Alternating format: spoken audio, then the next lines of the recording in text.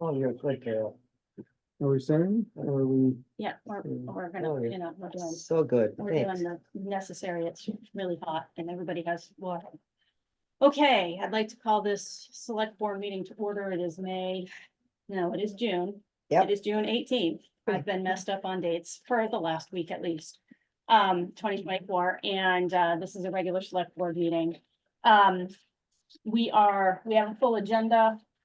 We have folks in the room. I like to read the people who are in the room just so that we have that for people who are online and vice versa. So, oops, I need to have my brain here. David Jones, Nancy McCray, Diana Conway, Don Kuzokis. Perfect. Okay, and Mike Fournier are here as the audience. We have three select board members in the room, one online, Stephen Chait online, and we have Karen Christofferson on the meeting as well. So first order of the agenda is to talk about changes and additions to the agenda. I believe, although, here's Tristan. We got to admit him into the room. Okay, so Tristan Roberts, also a member of the select board, just got admitted into the room. And my understanding is, Tristan, you would like to add to the agenda under old business, town garage roof. And so we'll put that in early, I think, in that section.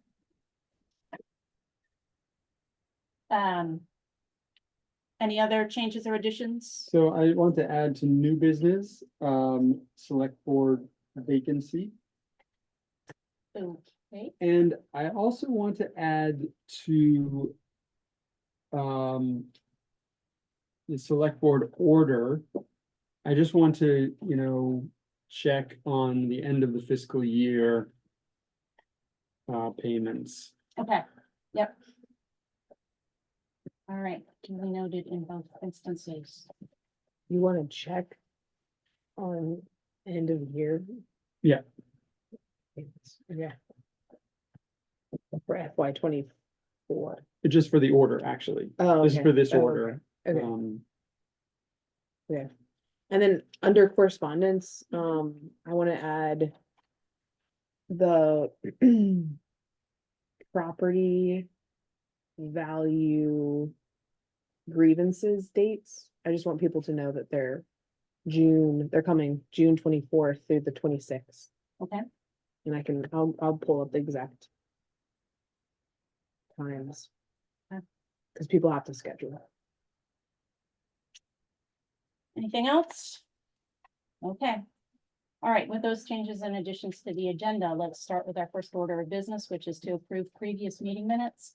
The May 7th, 2024 regular meeting minutes, we did take a vote on them earlier, but we did not have a majority of the board that was present to give us a three or more on the yes vote. So just like to kind of formally close that out now that we have a more complete board at this meeting. I make a motion, we approve the May 7th regular meeting minutes as written. A second? Yep. Okay, so it's been motioned and seconded to approve May 7th, 2024 meeting minutes as written. I'd like to know how many people are going to say aye to that. Aye. Aye. Aye. Aye. And I'd like to know if anybody's saying nay. And is anybody abstaining? Tristan, I think you weren't at that one, correct?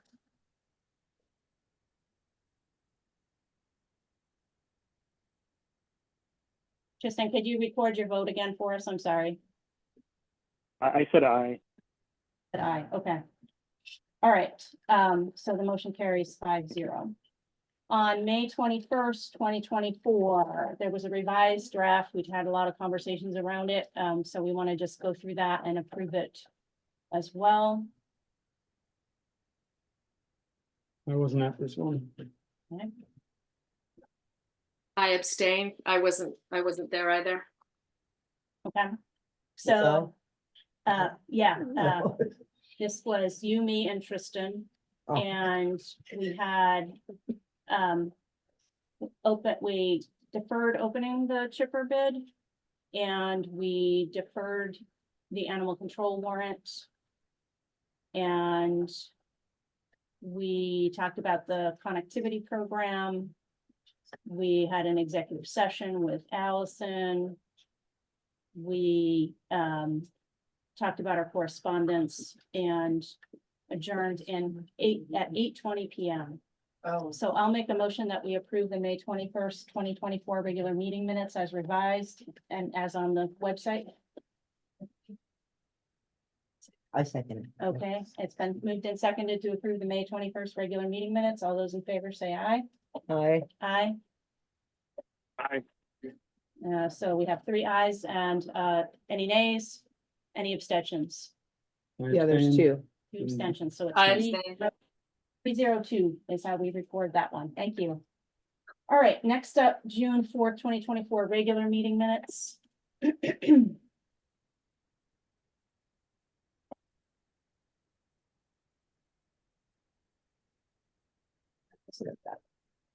that's correct. No, we're not. It's a birthday. Yep, my birthday. I don't have any changes. Okay, you motioning that? I make a motion, we approve the June 4th, regular meeting minutes as written. Wait a second. I'll second. It's been moved and seconded to approve the June 4th, 2024 regular meeting minutes. All those in favor say aye. I, Aye. And 1 abstention? Yeah. Okay, so it's 401. Last but not least, the June 12th, 2024 Kale Scholarship Meeting Minutes. I make a motion, we approve the June 12th Kale Scholarship meeting minutes as written. Wait a second. I second. All those in favor say aye. Aye. Aye. Aye. And we have 2 Abstain. abstentions. Yes. yep, abstain. Okay, so it's again 302. Thank you very much. All right, the first order of business is, under new business, is the bid opening. I did check the box and we did get 1 hand delivered bid tonight, so we have some for each of the 3 categories, and I had listed them with sand, gravel, stone, and ditch stone first. So I'm wondering if that's okay with people that we move in that direction. Mhm. Okay, we have 3 bids for sand, gravel, and etc. stone. So we'll open the bids.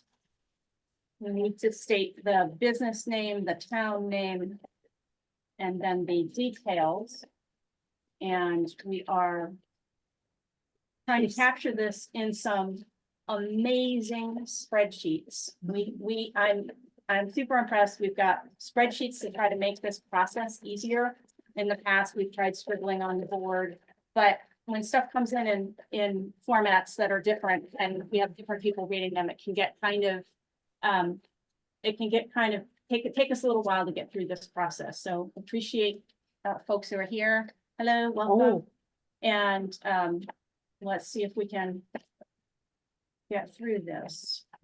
Okay, so I've got a bid here from. Can you give me 1 second? Just 1 second. Well, you get 1 second. Pipe bad down back there. I was gonna say, it's a little warm for us to be giving each other Okay, stuff. no, it's not. It's great. Okay, you ready? Yeah. Okay, so I have a bid here from Peckham Industries of Shaftesbury, Vermont.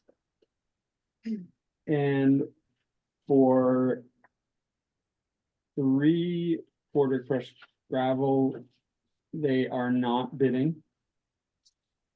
For 3/4 inch winter sand, they are bidding 4,000 yards at $27 per cubic yard. For a total loaded at pit of 108,000. And the delivery cost per yard is $14.25. For a total of $57,000 delivery. And what was the quantity again? 4,000 yards. Okay. Yeah. Did that work? It did. Okay. They also are bidding on 3/4 crushed stone. Estimate of 500 yards. Okay. $27 a cubic yard. Cost per yard, $27, total $13,500. Delivery is the same, $14.25 per yard, for a total of $7,125 delivery. And they are also bidding on 4 to 8 inch ditch stone as needed at $23 a cubic yard. And the same delivery fee of $14.25. Okay. There's a couple people in the waiting room, Oh, so you need to just let them in. And if I could quickly, could I say something real quickly about the ditch stone, just the way it calculates on the spreadsheet? Yep. Because this is on an as-needed basis, the numbers just go in where Allison put them in blue. If instead of as needed, it was like, I don't know, 500, it would actually calculate a total. So Allison, just for 500, it will calculate. Yeah. If you just write in as needed, it doesn't. So we Great. have that flexibility, however it works. Okay, next. Next up, we have a bid from Northeast Paving. It's got a couple of other names on it here, also Eurovia Atlantic Coast. But it says DBA Northeast Paving, which is what I think we've used in the past. It's Northfield, Massachusetts. And for 3/4 inch gravel, 10,000 yards, the price per cubic yard is $22.40. The cost per cubic yard loaded at the pit Mhm. is the same, and the total for that should be $224,000. Mhm. The cost per cubic yard delivered to the town of Halifax is $38.65, with a total then of $386,500. Got it. I'm wondering if we can Make it bigger. hide the participants up on the screen up above. Oh, Not that I'm following closely what you're doing, but I eventually, okay. All right, the next item that it was bid was 3/4 inch winter sand, 4,000 yards. The price per cubic yard was $21.60. And for that being loaded at the pit, $21.60, and the total is $86,400. The cost per yard delivered to the town of Halifax is $37.85, for a total of $151,400. Okay, the 3/4 inch crushed stone, estimated at 500 yards, is $32 per cubic yard. That is the cost loaded at the pit, for a total of $16,000. And the cost per cubic yard delivered to the town of Halifax is $48.25. Total being $24,125. Lastly, we have the 4 to 8 inch ditch stone on an as-needed basis for $40 per cubic yard. That's loaded at the pit, and the cost per yard delivered is $56.25. $56.25. $56.25, yeah. Can you just confirm what you did for Peckham, because they have it written differently here. So on for the which one? Northeast Paving, they've included the delivery charge. And on Peckham, they separated out the delivery charge. Yes. So, Okay, so we have it cost per yard loaded at the pit. right, so that's $27. For for Peckham. Peckham, yeah, and then for Northeast. Okay, hold on, but for it's the next two columns over where you have 1425. Okay, So I don't know how the spreadsheet is set up, but that's the delivery price only. It's not the Should be total. $27 plus If that's, $14.25. okay, yeah. Is that, yeah. So we'll just do it that way.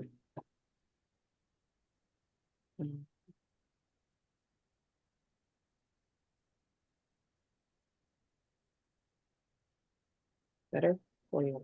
Yeah. So it's 14 plus Mhm. loaded at the pit. 14.25. So there's-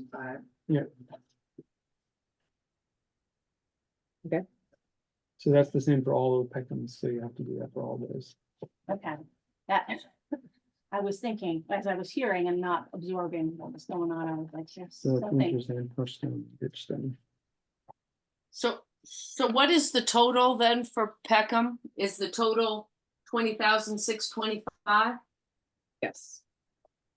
Right, so if you had left it as 1425, it calculates as 7, and then you just have to add the 13.5 and the 7,125 for a total of 20,625. You don't, right? Crystal We're clear. all over it. Thank you. Yeah, Yep. we got it. We got them showing here.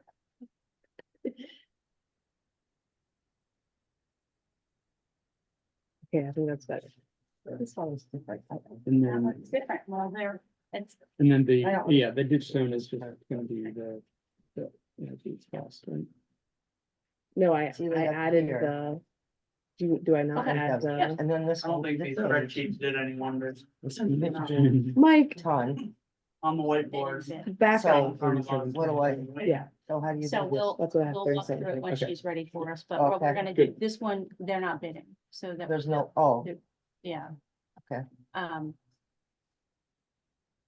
that's, Okay, so yeah, so this one will be different. yeah, All States Material Group okay, from Sunderland, Mass. Mass. So, Allstate, is that Mitchell Materials or no? It's Mitchell Materials and True Stone. Yes, that's what ASMD stands for, All State Okay. Material Group. Great. I didn't know that. Sunderland, There's, yeah. Okay, is it Mass? Mass. Mass, Under yeah. Mass. Mhm. Okay, Okay, so for their bid, for the 3/4 inch crushed gravel, they did not bid a cost loaded at the pit. They only bid a delivered cost. And the delivered cost per yard is $33 per yard. The total for that then comes out $330,000. For 3/4 inch winter sand, similarly, there was no bid for loaded at the pit. The cost per yard is $28.60.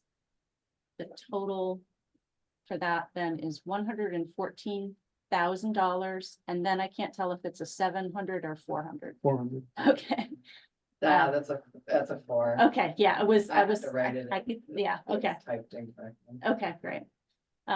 We used to have that thing called whiteout, and it's, it doesn't Right. exist anymore, right? Yeah. Okay, and then 3/4 inch crushed stone, estimated 500 yards. Again, no bid for loaded at the pit. The cost per yard is $41.25. And the total is $20,625. Okay, and then the 4 to 8 inch ditch stone. On an as-needed basis, the cost per yard delivered to the town of Halifax only is $45.75. This is This- simply a different format for the same information, I believe, right? Or maybe not. No, hang on, let's look at this. This is more, right? More tonnage. Yeah. So we have another page here Mm, that has quantity per ton. as opposed to per yards. Yep. Do we have the capacity to enter this information? The reason we did that was, were we to be low bidder, we scale. And then we'll invoice in tonnages, so it gives you that difference, but to compare to see who won, you're gonna just look at cubic yards, because that's how to be equivalent. But Okay. That's our conversion to tonnage, so should we Okay, win the bid and you go with us, then you see what that conversion is in tonnage. And then you know what the tonnage price is, and that just to make it less confusing. okay, Makes sense. all right. And then the rest of this is just like the stuff we asked them to provide. Oh, okay. To make sure that, you know, they're following the process for the, So we have 3 bids. we have 3 bids, yeah. Okay. And that is certificate of liability, insurance, et cetera, so. Okay, so they don't, So. all we really Yeah, need this to- is just, this will help us when, if we accept will their they- bid, okay. this will help when we're signing the work. Fresh. Oh, okay, That was gotcha. checking. Okay. Yeah. There's it. Okay. So, thanks, Edie. Yeah, thank you. And Mitchell didn't do the Right. load at the pit. Yeah. so just looking at the totals here. For the 3/4 inch crushed gravel, we have 2 bids, one for a total of 330,000 and one for a total of 386,000. So instead of looking at total prices, I would look at the prices delivered per yard prices. Okay, so the one's $33 and one's $38.65. And there's no other bids on, No. there's no bid from Zolozny anywhere, or Knobs, or Delta, or. There's also, Cosmo, All right, hang on, we did find 2 more. They were hiding, they were small. Thank you Oh, for Okay. asking. perfect. Okay. So this one does not say what it's for, but I'm gonna. go ahead and click on it. So that's heating fuel and that one is heating. fuel. Yeah, okay. Cause you're right, I heard when you said Zoluzin, I was like, didn't you see one from them? I know they were, Planning to, yeah, last year, they were bummed that they missed the bid, so Okay. that's why I was surprised that they didn't put in one for this year. Okay, so I have one here from Renault Brothers of Vernon, Vermont. And for 3/4 inch crushed gravel, 10,000 yards, 1850 per cubic yard. And loaded at the pit. loaded at the pit. And $36 delivered. For 3/4 inch winter sand, 4,000 yards, $16 a cubic yard. Loaded at the pit, $33.50 delivered, 33? $33.50. you see 2 more people in the waiting room, so I'm gonna. 3/4 inch crushed stone. Estimated 500 yards, $23 a cubic yard. At the pit. And $39.50 delivered. And 4 to 8 inch ditch stone as needed. $24 at the pit. $40.50 delivered. Okay, and then Zaluzny Excavating. From Vernon, Vermont. Okay, we have, cost per cubic yard delivered to the town of Halifax for 3/4 inch crushed gravel is $37.40. 37.40, 3740 delivered? yeah. And, that they only bid on the delivered, Allison, so if you can Oh. just move that to the other column. Thank you.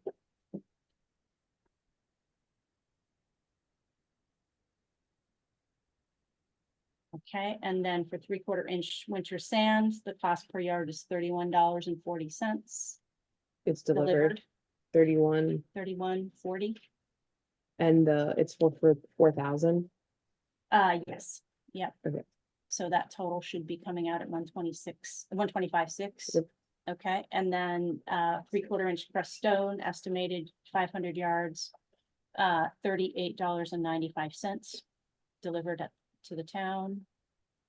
What was that on the 3/4 stone? It is $38.95. Thank you.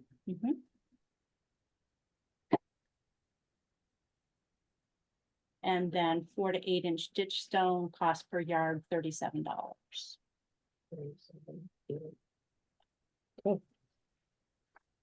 Okay, now we can do some comparisons here.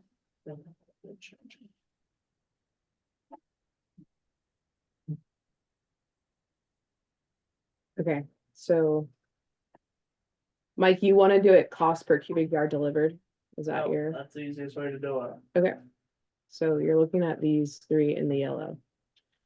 Actually, it should be 4 in the, yeah. Yeah. Oh, that's okay.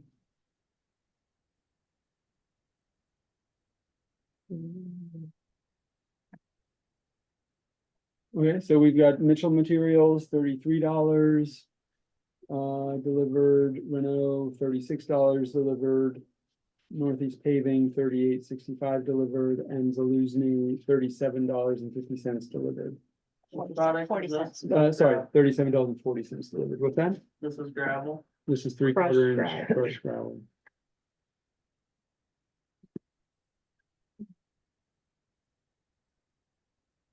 Um. So. in the winter sand. Look at that one. We've got Peckham, $41.25. Mitchell Materials, $28.60. Renault, $33.50. Northeast Paving, $37.85.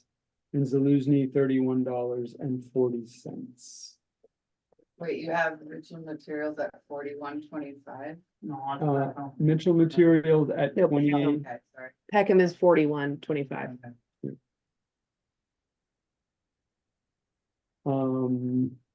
Instead of going back through everything, just makes life easier. Why don't you just make a decision as you go down through? And you're only going highlighting these in that area one time instead of highlighting them all and then going back through and choosing which ones you want.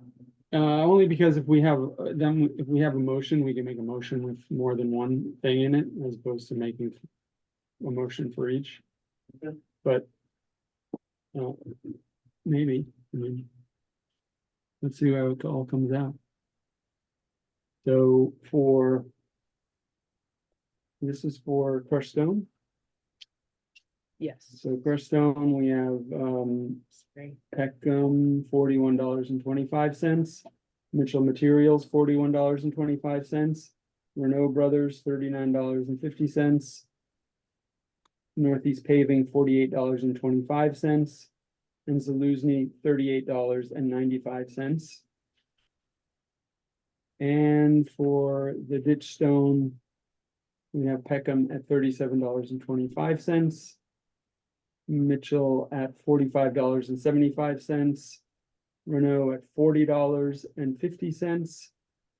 Northeast Paving at $56.25. And Zaluzny at $37 even. So if I'm not reading this wrong, I guess I'd like to make a motion that we put the 3/4 inch crushed stone and the 4 to 8 inch ditch stone with Zaluzny Excavating, is they're the lowest bidders. You say crushed stone. The 3/4 inch crushed stone and the 4 to 8 inch ditch stone So stone products, yeah. seem to be cheaper from Zaluzny. Am I reading that accurately, everybody? Yeah, you are. A So- second, This is the lowest. All right, This So- is the lowest. great. It's very helpful. All right, so a motion's been made and seconded to give the bid for 3/4 inch crushed stone and 4 to 8 inch ditch stone to Zaluzny Excavating. Any other discussion? David?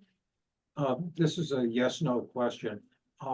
And would it be a true statement that the town has concluded that, it'll be preferable to have the vendor truck the stone here rather than have it be picked up at the tip? Yes, Thank you. you're welcome.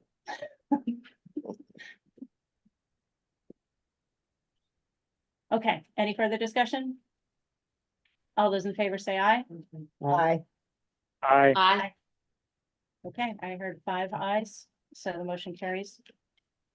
And then if we can scroll up to the other 2 items. Hold on. Sure.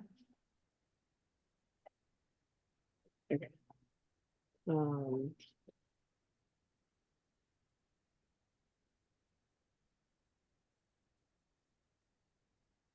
let's start at the top. So for the crushed gravel. This is the cheapest. And then if you go to the next one, I believe that the same company has those. Sure. Yeah. Okay, so I'd like to make a motion that we award the bid to Mitchell Materials for 3/4 inch crushed gravel and 3/4 inch winter sand for the low prices of $33 per ton and $28.60 per ton on the winter sand. Second, Any further discussion? Yes. All those in favor say aye. Aye. Aye. I, 5-0, motion carries for those bids.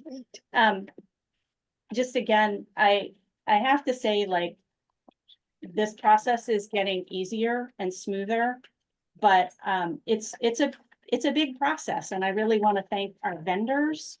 And I want to thank all of our staff who are involved in making this go smoothly. Yeah. So, I don't put that in your Yeah. other pile. yeah, this one goes my pile of other things for the meeting. so where are all of the gravel and stone bids? Let's just get them all One, together. 2, 3, 4. Oh, okay. Yeah. Let me stick that in an envelope. This one? Well, just double check. Wait a minute. You have 2 there. Yeah. Oh, we're not. Okay, gotcha. It's that one with me. Yeah. Okay. All right, next up then is our bids for heating fuel. Just wanted to say thank you. Thank Thanks you. for coming. Thank you for Thank coming. you. And so you do have that sheet that has the tonnage The conversions, that will yes. give you the conversion. Okay, Okay. Okay? all right, Thanks thank very you very much. much. And- You. Okay. Okay, so heating fuel bids, we have 2. Yes.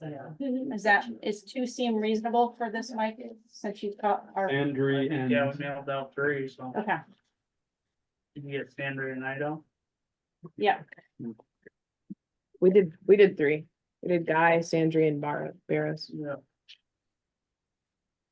Does Suburban Propane and Brattleboro do oil? You know? I don't know. You know? in here. They don't do oil, do they? I don't think everyone's doing that. Only intro. Okay, so are you ready? I have a bid here from Sandri of Greenfield, Mass. For heating oil. Now. They have broken out.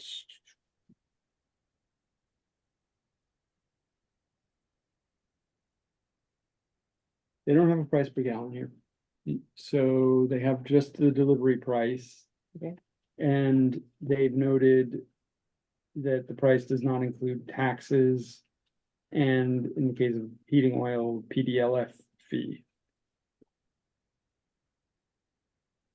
We don't pay taxes anyway, so you don't have to put that in.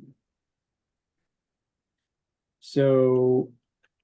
Heating oil, 2,000 gallons, $3 $3.229 delivered. Summer diesel, 8,750 gallons. Wait, wait, No, I think you put that in the wrong spot, Allison. I think that's Sandra, you're in Nido. oh, Yeah, this is here. Sandra. Okay. Hold on.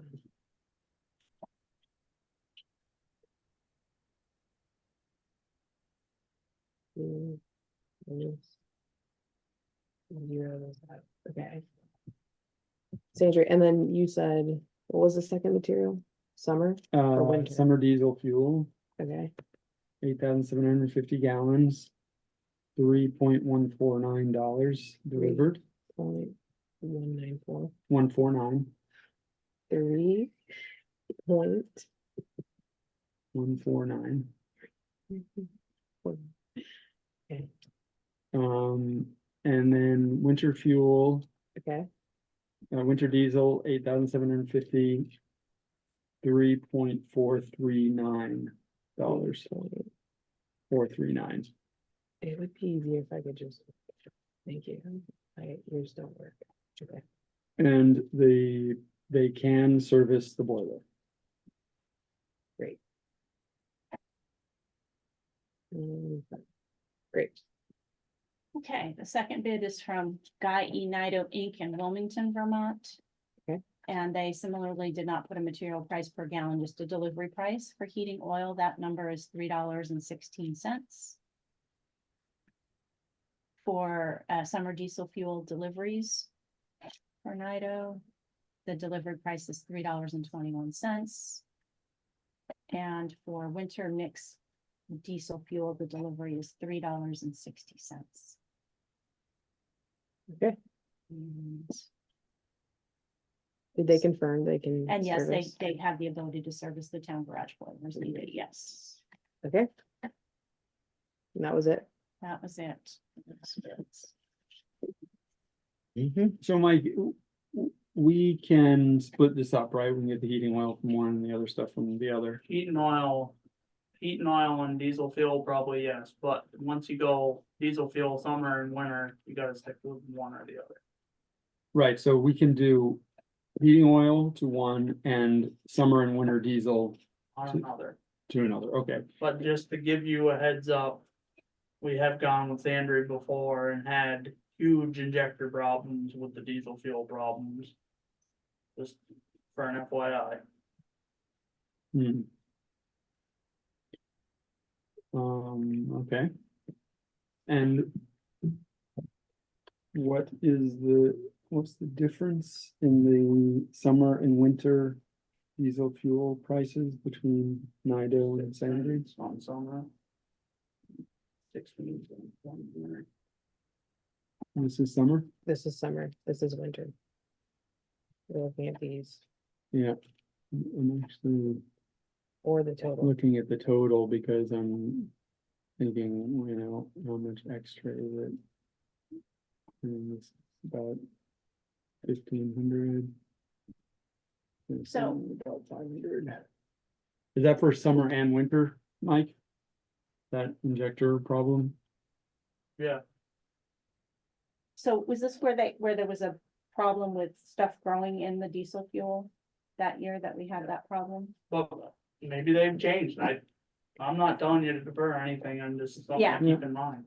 Yeah, no, and that was not, that was not a pleasant experience. There was a lot of, frustration and downtime. They tried to put a biocide in the fuel thing. We had them come and clean it. And, in the end, I think did we end up switching mid-year with that? I don't recall, but it was rather unfortunate. I mean, from my perspective, as a commodity buyer, I was like, I want to get the lowest price. But that was a really unfortunate incident, and I just don't know how common it is for a company to have that kind of a delivery. A product issue, right? Of stuff growing in that diesel fuel. Mhm. So the total differential is not About $2,000. Yeah, it's a couple $1,000s. Yep. Which is. Pretty small potatoes. So I'll make a motion that we award the heating oil, summer diesel and winter diesel to Nido. Second, it. It's been moved and seconded to offer heating oil, summer diesel fuel and winter mix bids to be awarded to Guy Nido. Any further discussion? All those in favor say aye. aye, Aye. Aye. Okay, I heard 5 ayes. Motion carries 5-0. Mm, And then what about the heating fuel? It was All all. of them? All Yeah. three. Oh, all three. Yeah, both. Okay, so this is this pile. And then our last bid opening is for the connectivity program. Okay, Did we do heating oil? we did. Nido. Nido got the bid for that and both kinds of diesel fuel. Oh, and Nido, okay. Okay, so I was actually just merely gonna rip into the one bid we have for the connectivity program, but I want to thank David Jones he's got a similar type of spreadsheet to help us understand this bid as we open it. So, in terms of documenting what we need to document about this one, Nelson, are you ready to swap into the basics for this one? Which is, we have a bid. this spreadsheet's a lot more intricate. Yeah, go to vendor one. Go to vendor one. Okay, so vendor number one is the only bidder, and there's lots of paper here, and still I don't know who this is. Ah, there we go. Out of curiosity, did we send out like invitations? Yes, we did. I sent an email to each of the vendors that had told DV Fiber that they would be interested in doing this kind of work. Those are the vendors that are on the DV Fiber website, And how many of those were there? roughly a dozen. Wow. Okay. Yeah. Okay, so this bid came in from Saladino Property Maintenance in Jacksonville, Vermont.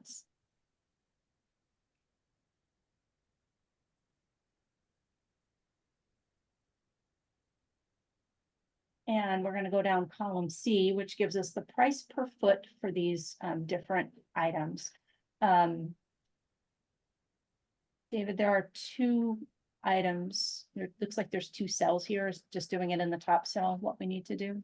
You're gonna want to go to column C under if there's a bid for rigid conduit less than 400 feet.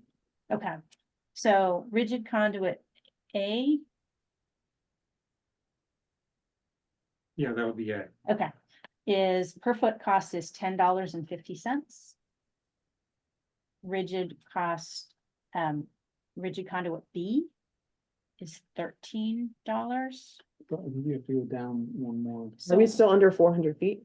That's a great question, because it just says per foot here. 400 to 600 feet.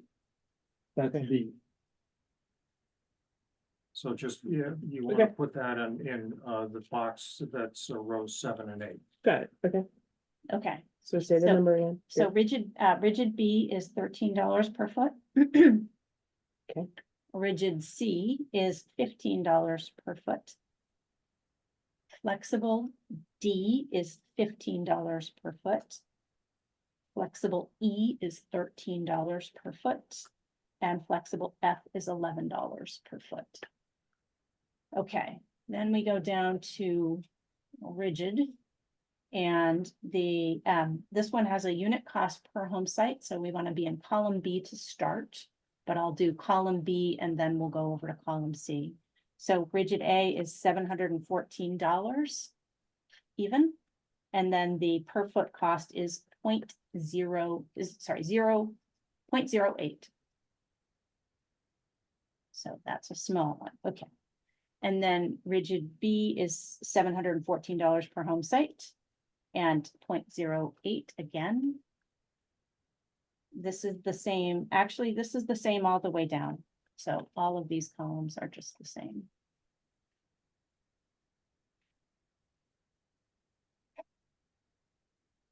Okay, now connect adjacent to adjacent conduit sections. The per hour cost is $203 per hour. And the cost to the right for materials is $195. And the flexible is 203 and 195 again. For the repair work, the rigid cost per hour is $203 and it's 125 for the materials. Same for flexible, 203 and 125. And then the restore asphalt is listed as, which I don't see up there, is $34 per square foot. Is there a place for that, David, on this? No, Okay. there's not. Okay. My mistake, sorry. It's okay. Right. And that is the entire bid. What was it? Replace concrete or cement? Asphalt. Asphalt, Asphalt. restore asphalt, yeah. So what's this all mean? So what this means is we only have one bidder. Okay. And we still need to, for public awareness, say, here's the bid. This was the only bid we received. We can still choose to award the bid or not award the bid. If there were any concerns about, the pricing being what it is, we will do as much work as we can, right? But I don't know what other factors we could consider. We have engaged this particular firm for other work within the town, with, I believe, satisfactory results. And if we feel there's any reason not to award the bid, we should state what that is, I guess, and otherwise we can entertain a motion to. I have a accept the question. bid. Yes. Go ahead, Tristan. David, are you just seeing this for the first time, or did you have a chance to kind of look at this previously or not? No, he didn't, because it was a closed Okay. bid process. It's sealed bid. That's what I thought. So yeah, that's what I thought. So my question is just, we want to get as much done for the money. We want to get as many households hooked up as possible, and David's done some analysis of sort of how much run the conduit might be per. So I just kind of want to get a sense of, with these numbers that have now come in, trying to get a sense of how far this money might go. Right. Well, based on the stats that we could get from an initial survey of town locations, I suspect that this is a pittance compared to the actual, the money we have available is a pittance compared to the total need in the town for everybody, including those who can afford it and those who can't. We'll be taking steps within the program to prioritize who might qualify for assistance. And we'll also take steps to pre-qualify the work so that we know how much money we will be spending before we spend it. And with those caveats, I have confidence in Saladino based on conversations that they had with DB Fiber when I was associated with DB Fiber. So I think this would be a reasonable choice.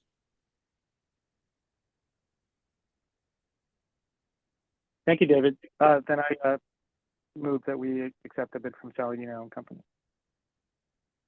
1 second. Okay, so it's been moved and seconded to accept the bid from Saladino Property for the Halifax connectivity work. Any other discussion? Just before we vote, so the unadjusted total here is 757,000. I just want to make sure that we're not voting to spend 757,000. So maybe we should put it in the motion, how much we're actually committing. So, and the fact that the money that we're spending is in DV Fiber's hands at this point, right? DV Fiber is actually gonna pay the bills up to the $50,000 that we committed to DV Fiber for the benefit of Halifax residents. Right. Yeah, so that extended total might be, in fact, the full, potential need for the community. We have a small amount, less than 10%. Yeah, I would make a suggestion that you move to go to contract with Saladino because a system of contracts is necessary for the relationships to be properly documented. And that you should say that with an expected limit of 50,000 to account for the possibility of there being additional donations. So maybe a not, to the program. maybe a not to exceed. I'd say to a currently anticipated limit of $50,000. Okay. All right, so we had a motion on the floor. I'm wondering if the motionees would be willing to amend the motion? I would like to amend the motion as David just worded, and you need to repeat it for the admin, for our secretary. I'd be appreciated.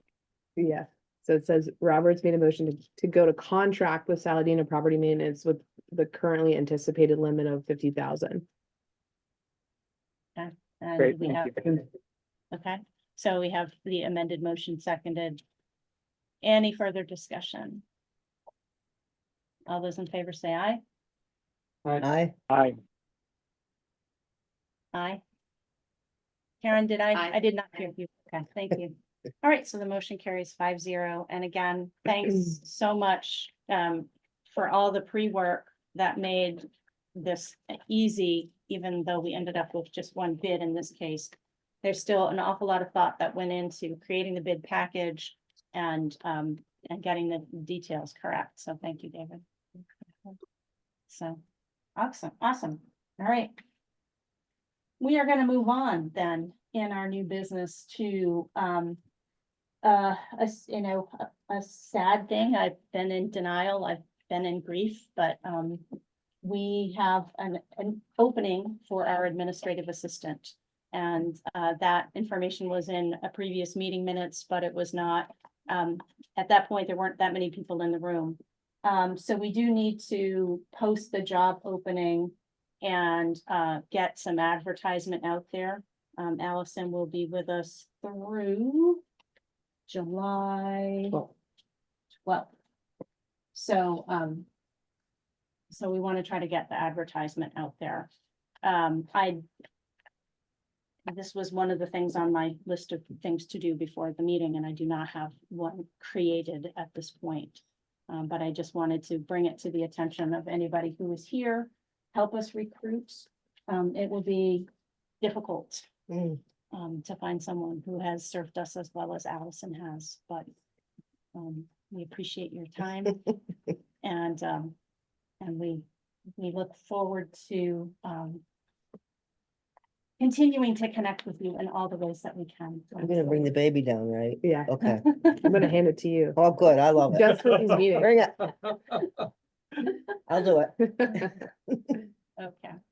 All right, so I will try to get a posting pulled together for that. Where are you wanting to put this? So first things are the website, probably putting it out on Front Porch Forum, and then of course, just posting it in paper in the town.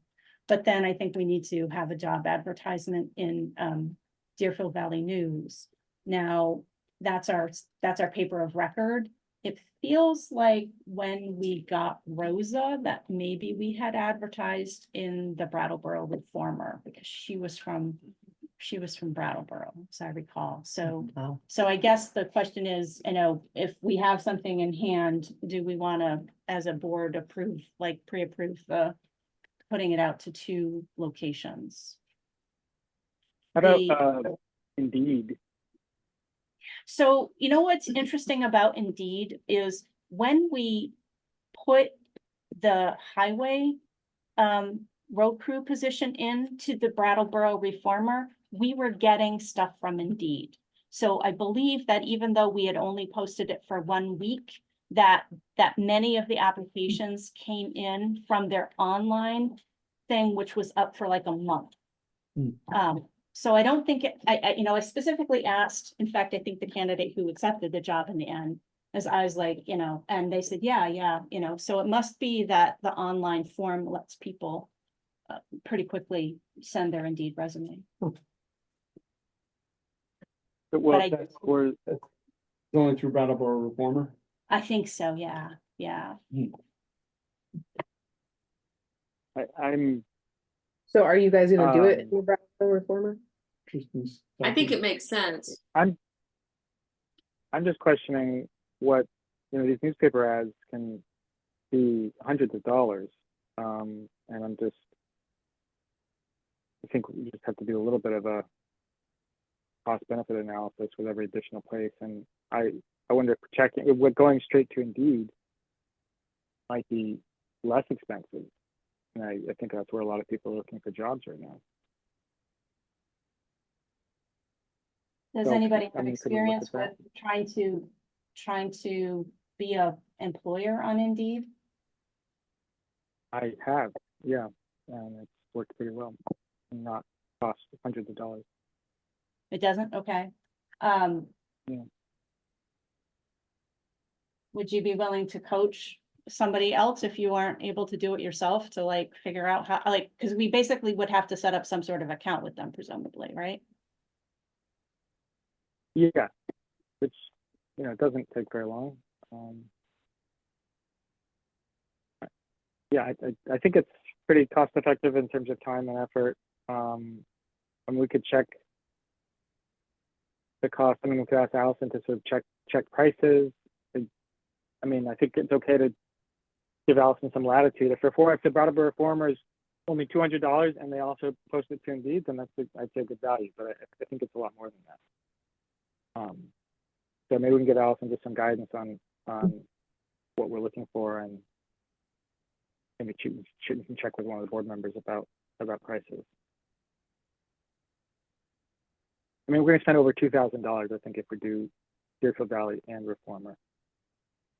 I think that's too much. I don't think it was that expensive for the road crew thing, but I don't have the numbers at my fingertips, so. Do you guys have like a price, Yeah. like not to exceed, like if I check this out for the Brattleboro Reformer? Like- Not really, because we don't have a specific budget for this.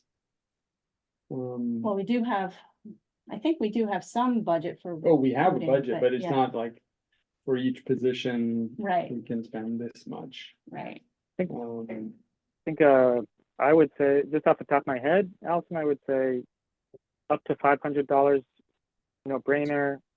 Up to 1,000, maybe okay. Over that, questionable. So I guess I could make a motion that we post it in at least 2 locations with a not to exceed $1,000 in expenses before Allison checks back with. So, yeah, and just to kind of give If that some, thank you, Tristan, for that. Just to kind of give some context, I think this is under ads and legal notices for 6254 is the account number, and our budget was $1,000 for the year. For the year? Yeah, But that's for FY 24. that's, the budget was 1,000 for FY 24, and it was passed at 1,000 for FY 25. And it looks like we spent 610 in FY 23 for what that's worth. So,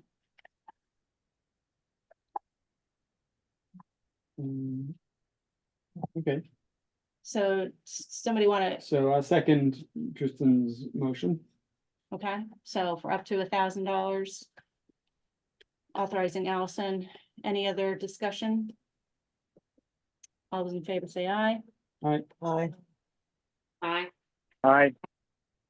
Okay, that's five ayes for those who are allowed to vote. And one community member. It's very fun to follow along, for sure. Okay, thank you. All right, the next issue on the agenda is the animal control officer issue and update.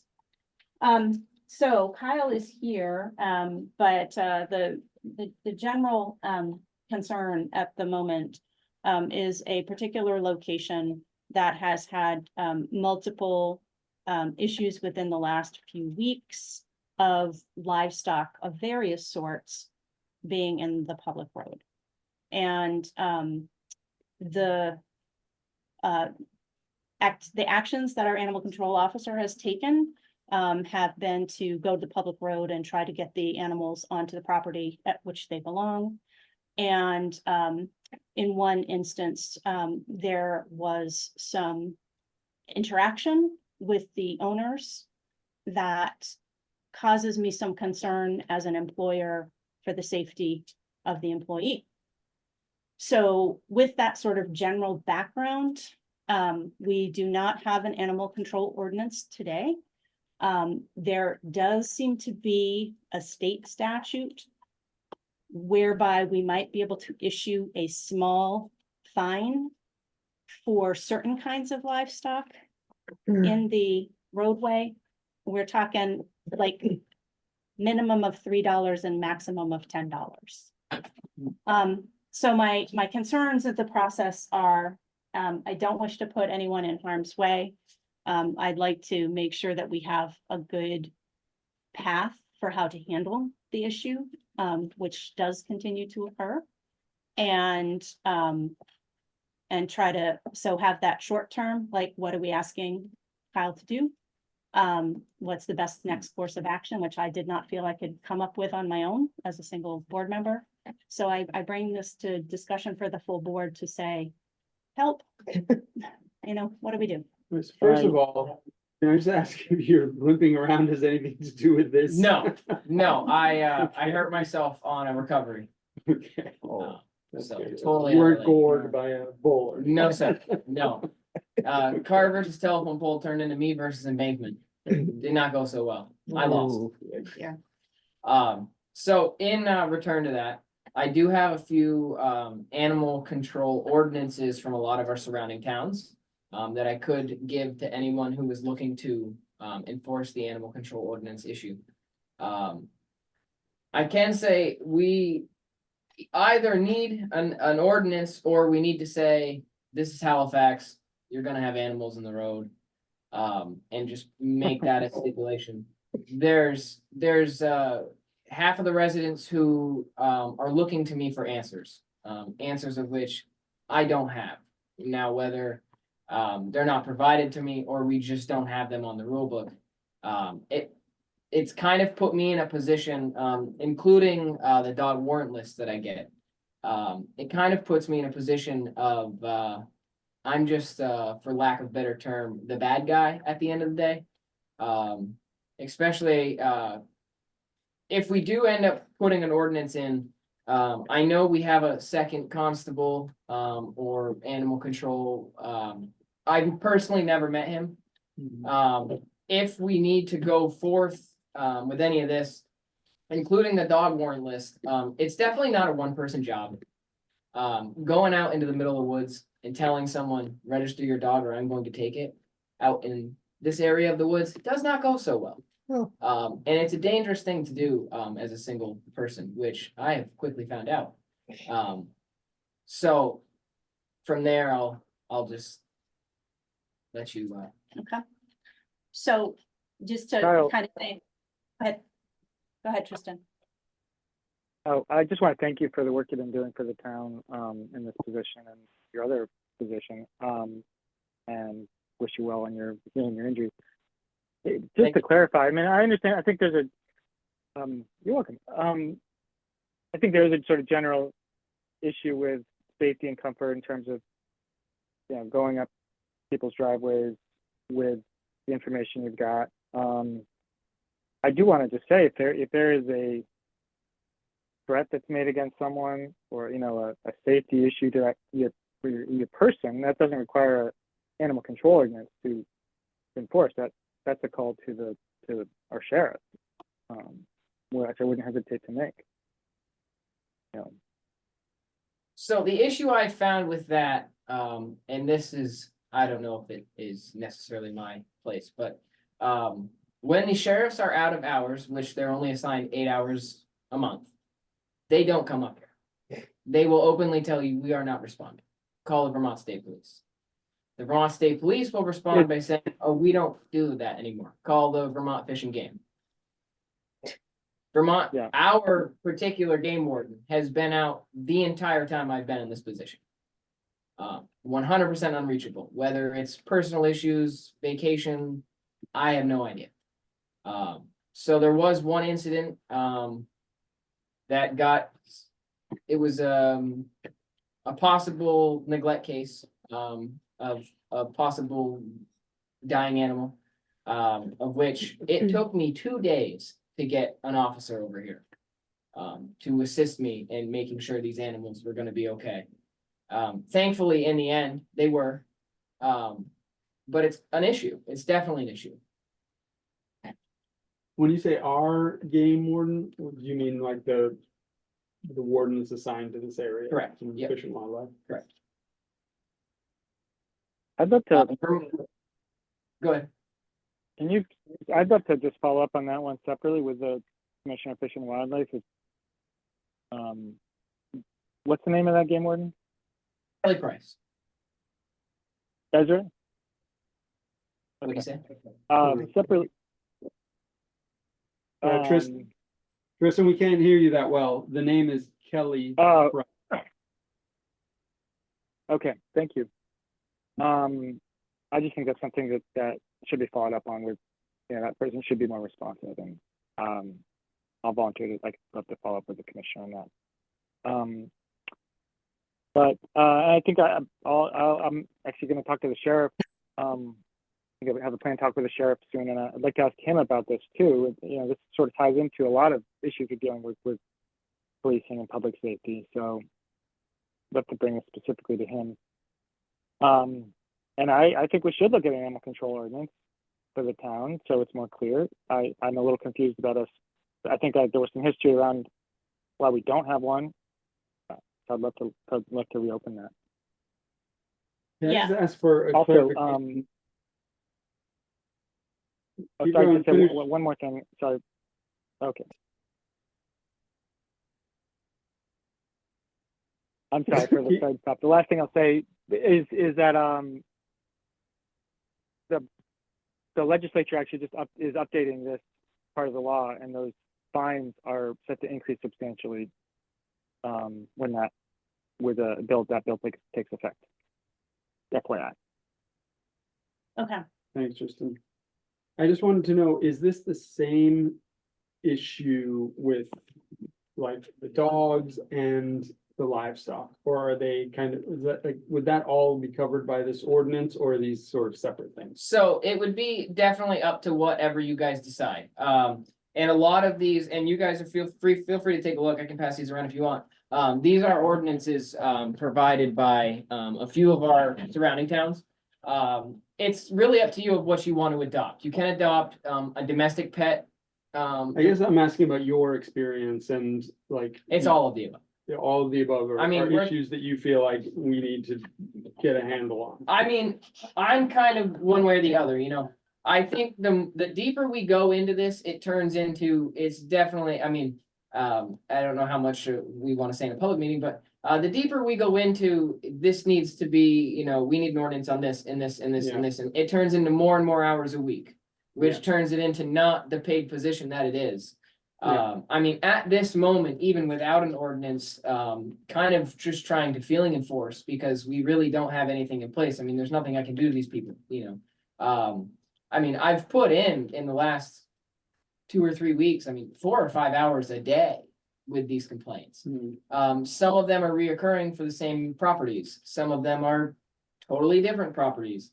But it's a pretty consistent thing, and it's kind of turned into, and I'm not gonna mention any names, but it's kind of turned into the cleanup of what the last one wouldn't do. You know, so people say, oh, well, we have a new one, and so it's Right. just nonstop because he refused to do it, and finding out why very, Right. very quickly. With the animal that's neglected, it's not being taken care of, will the Humane Society help you? Yes, They will. yes, I actually, called in a humane investigator, and a vet to go with me onto this Oh, property, good, to make sure everything was all good. okay, all right, because that's Yeah, those are, unexcusable. so I think we have a clear mandate. I mean, we've had citizens come and say we need a dog, you know, a dog policy again, an animal control policy. The state has enforced a livestock policy in a town, so they kind of won a court case, and that's in that sense of can you have a livestock one? Yes, the answer is you can, and it can be enforced. And there is, like I said, this tiny piece of state thing that says certain kinds of animals we can act on, not so much turkeys, but other larger animals, Right. right? So we could find this individual for any of those instances that we have documented. We could try to go that route. But I think kind of big picture, if Kyle, if you are willing to work with the other folks in town who said they would want to do an animal control ordinance, I would really ask you to start with the model policy from Vermont League of Cities and Towns. Because I can look at these and I can say, these are probably based off of that as well. One of them is said needs to be updated right on the front, right? So if we start with the latest I and made that greatest. note. Okay, cool. Yeah. Yeah, I mean, we're all small towns and we're all doing the same thing, and I really appreciate also it sounds like you've had a little bit of mentoring from another animal control officer. I've been doing my best to kind of figure out the position. Yeah, I'm That's not right. throwing anybody under the bus, but when I Yeah. took this position, there is no job description. Yeah. There wasn't when I took Yeah. it, there still is not. And Right. so Right, it's a matter of trying to figure out, you know, not only what's enforceable and what's not, but what exactly you guys want me to enforce and what you Yeah. don't. right. So the only thing we can enforce is we can enforce that you must license your dog. That's why you got that piece of paper Correct. that came from us saying, please go try to get people to license their dogs. So thank you for the efforts on that front. Some of which I understand have been successful, so that's good. Yeah, But we don't have an animal control ordinance for you to enforce at this point. And so, you know, the issue comes down to if there is a dog bite of a human in very certain circumstances, not on the person's property, you can't be trying to entice the dog. And there's a third thing, then this board, if a complaint is brought, would have to have a dog hearing, right? We would have to go through that process. But until we have a more complete ordinance, we have no other tools at our disposal, such as being able to find people and being able to, you know, say, no, it's not okay that your animals are in the road day after day after day. You know, and that outside of the state law, which is for, again, very large animals. I think swine is in there. Those are not necessarily large. We don't have much ability to do anything other than to try to help people, you know, be good neighbors, right? And that's difficult if people choose to believe it's okay for their animals to be out or choose to believe it's okay to engage in antisocial behavior towards others who are trying to help their fellow townspeople. so I just want to put it out there that, I personally don't have the time to go ahead and make an animal ordinance. Okay, I'm a very busy guy. I have my own company. It's definitely something that I don't have the time to sit down and say, Okay. we need this or we don't need this. I'm just gonna be honest with you there. that's fair. Aside from that, if we do an ordinance, you know, if it continues to be 4 or 5 hours a day, that wasn't necessarily what this started out as. Yeah. Yeah, And so it's definitely a concern for me to be continuing this and kind of taking a hit on my own home front. Mhm. To be able to enforce these rules. Yeah. And Yeah. in another breath, I personally don't feel like chickens and turkeys is an issue. I mean, we live on 35 mile an hour roads. I mean, you shouldn't be doing 60 miles an hour in threat to a turkey anyway, if that makes sense. What I they mean, do. I feel like some of this has just been taken way out of proportion. Well, that's kind of what I was wondering is, I mean, animals in the road, what are we talking about? Are we talking about like We're cows talking and sheep that are horses, cows. horses? And so what happens? Like somebody drives up to a cow or sheep or something and I don't know, I mean, we're from Ireland, so like in Ireland, there's sheep and cows everywhere and you just kind of slow down and they eventually move off the road and Yeah. continue on. I don't think there's any ordinance. The furthering complaint off of that is, we get a passing car who's a resident in town. They see the horses in the road, they make a call. Oh, we don't want the horse to get hit. Right. So I, have to say, all right, well, I'll see what I can do about it. And then typically the horse moves off the road, that's all well and good. But then I'm getting calls from neighboring houses that, well, now these animals are ruining my property. They're over here digging my lawn up. They're taking my flowers out. They're, Yeah, well, that's a different. Yeah. right. And so it's just, I mean, it stems. Yeah. But it's just a matter of what we actually want to tackle. I mean, we just Yeah. need to have, And I A think you're border right. line. I hear what you're saying, like, we need to have some balance here. Yeah. I mean, we can't ordinance everything. And I think, we have to, in some ways, I think, the status quo is that there's no ordinance. So, if there's a horse on the road, you can call the animal control officer, but if the animal control officer says, okay, we don't really do anything about horses on the road, I think that's fine. okay, Now, if somebody says, well, there's a horse that has, dug up something, then, maybe the animal control officer can go to the horse's owner and say, your horse apparently dug up somebody's garden. But honestly, I don't know, for me, I wouldn't expect it to go much beyond that. If the property owner wants to, take some action against their neighbor because of what the horse has done, I think that's a whole different thing, and that's really not an animal control ordinance issue. That's like people have to, Yeah, I know, I their totally neighbors. agree. And it just kind of bounces back as the way it sits right now is I become the bad guy in the situation. When I look at somebody and I say, there's nothing I can do about that. Yeah. Because there's nothing I can do about that. Right. The way it sits at the moment is now people are looking at me like, Yeah, and this gets What do back you do? maybe to the job description, to make it clear, like, you are not meant to be getting involved in these disputes between neighbors. We, as a select board, may also need to be clear about what our expectations are, so that gives you some backup. And I think we can do that. We can be clear about what the expectations are, and that's not on you to like write an ordinance and figure out what it is. That we can provide you with that, I think, if that's what you need. yeah, and I think my second recommendation would be, especially, given, circumstances like the dog ones. Having a second constable that's Yeah. actually available, to be able to assist with these things. Personal opinion, but it's not a one-person job to go in the middle of the woods and tell someone, register your dog, or I'm No. gonna take it. That gets Dangerous. dangerous fast. Yeah, And it leaves a lot of open to he said, she said. Yeah.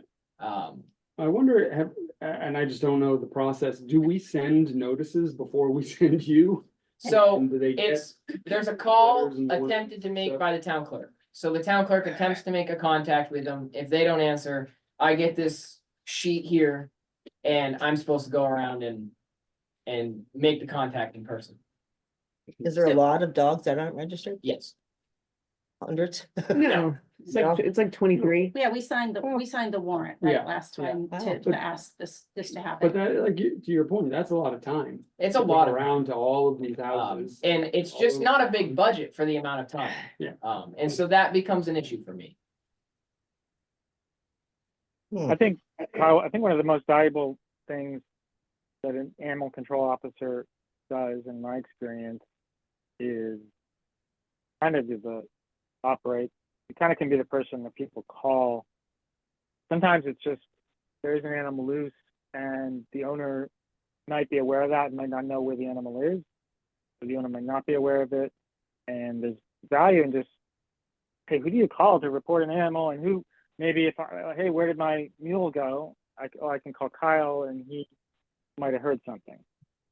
So I feel like that is a valuable part of the job. And then maybe 1 out of 10 of those calls could be a real emergency, or there could be a real welfare issue that, and maybe the Humane Society could be called in, or someone might be alerted to a bigger issue. But I just want to say that I appreciate the just fundamental work of this, and I don't want to make the job too unattainable for you when there's some fundamental value in having someone to call.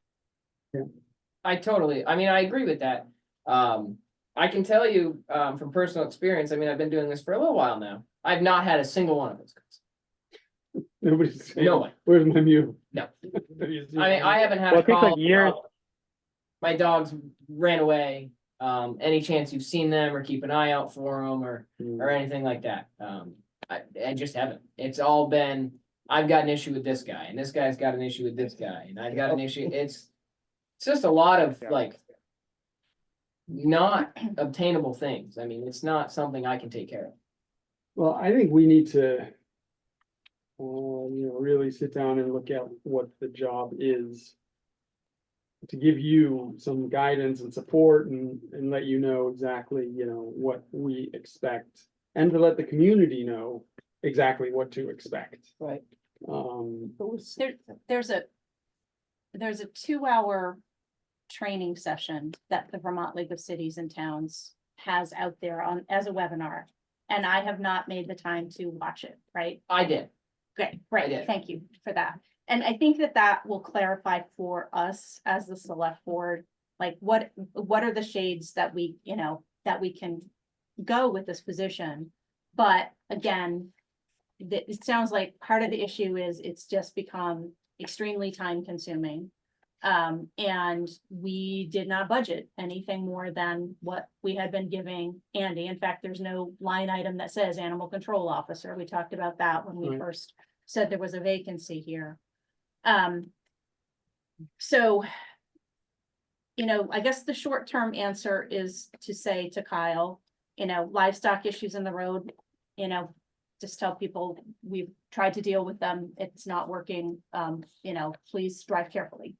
And we let that go. And then we decide if, again, we've had multiple people say they're interested in an animal control ordinance, but we're all strapped for time, right? And so the Citizens Committee hasn't been able to get traction. And, we as a board had said early on when these issues were brought to us, we have a lot of other things to do to keep the town running.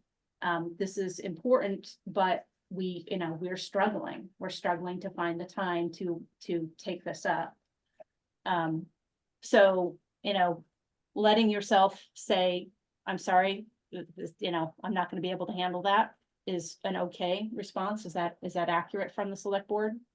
See nods, I definitely think Yeah. so. okay, Could I add something in there? Yeah. I just want to put out there that I've always been in this to serve the community. The money isn't what brought me into the position. So that being said, if we are looking into getting this ordinance, and possibly, I mean, like you said, I mean, we're all strapped for time, and it seems to be, it worked when we had 300 or 400 citizens in Halifax. I mean, we've doubled that, and we're working on 800 plus people in the town of Halifax, and it's getting to be, it doesn't work anymore. I can recommend that, I mean, we already hold a contract with the sheriff's department. They provide animal control services, and it might be worth looking into that. I tried to see. look into that actually, and nobody got back to me, which was a little bit frustrating. But once when this position was open, I did write to the sheriff's office and I got no response at all about that. So I'm aware that they do provide that service, and I'm not saying we shouldn't look at that as a board. All of that to say, again, we don't have any more money to pay them either, right? So we need to think about making this a priority from a budgeting perspective.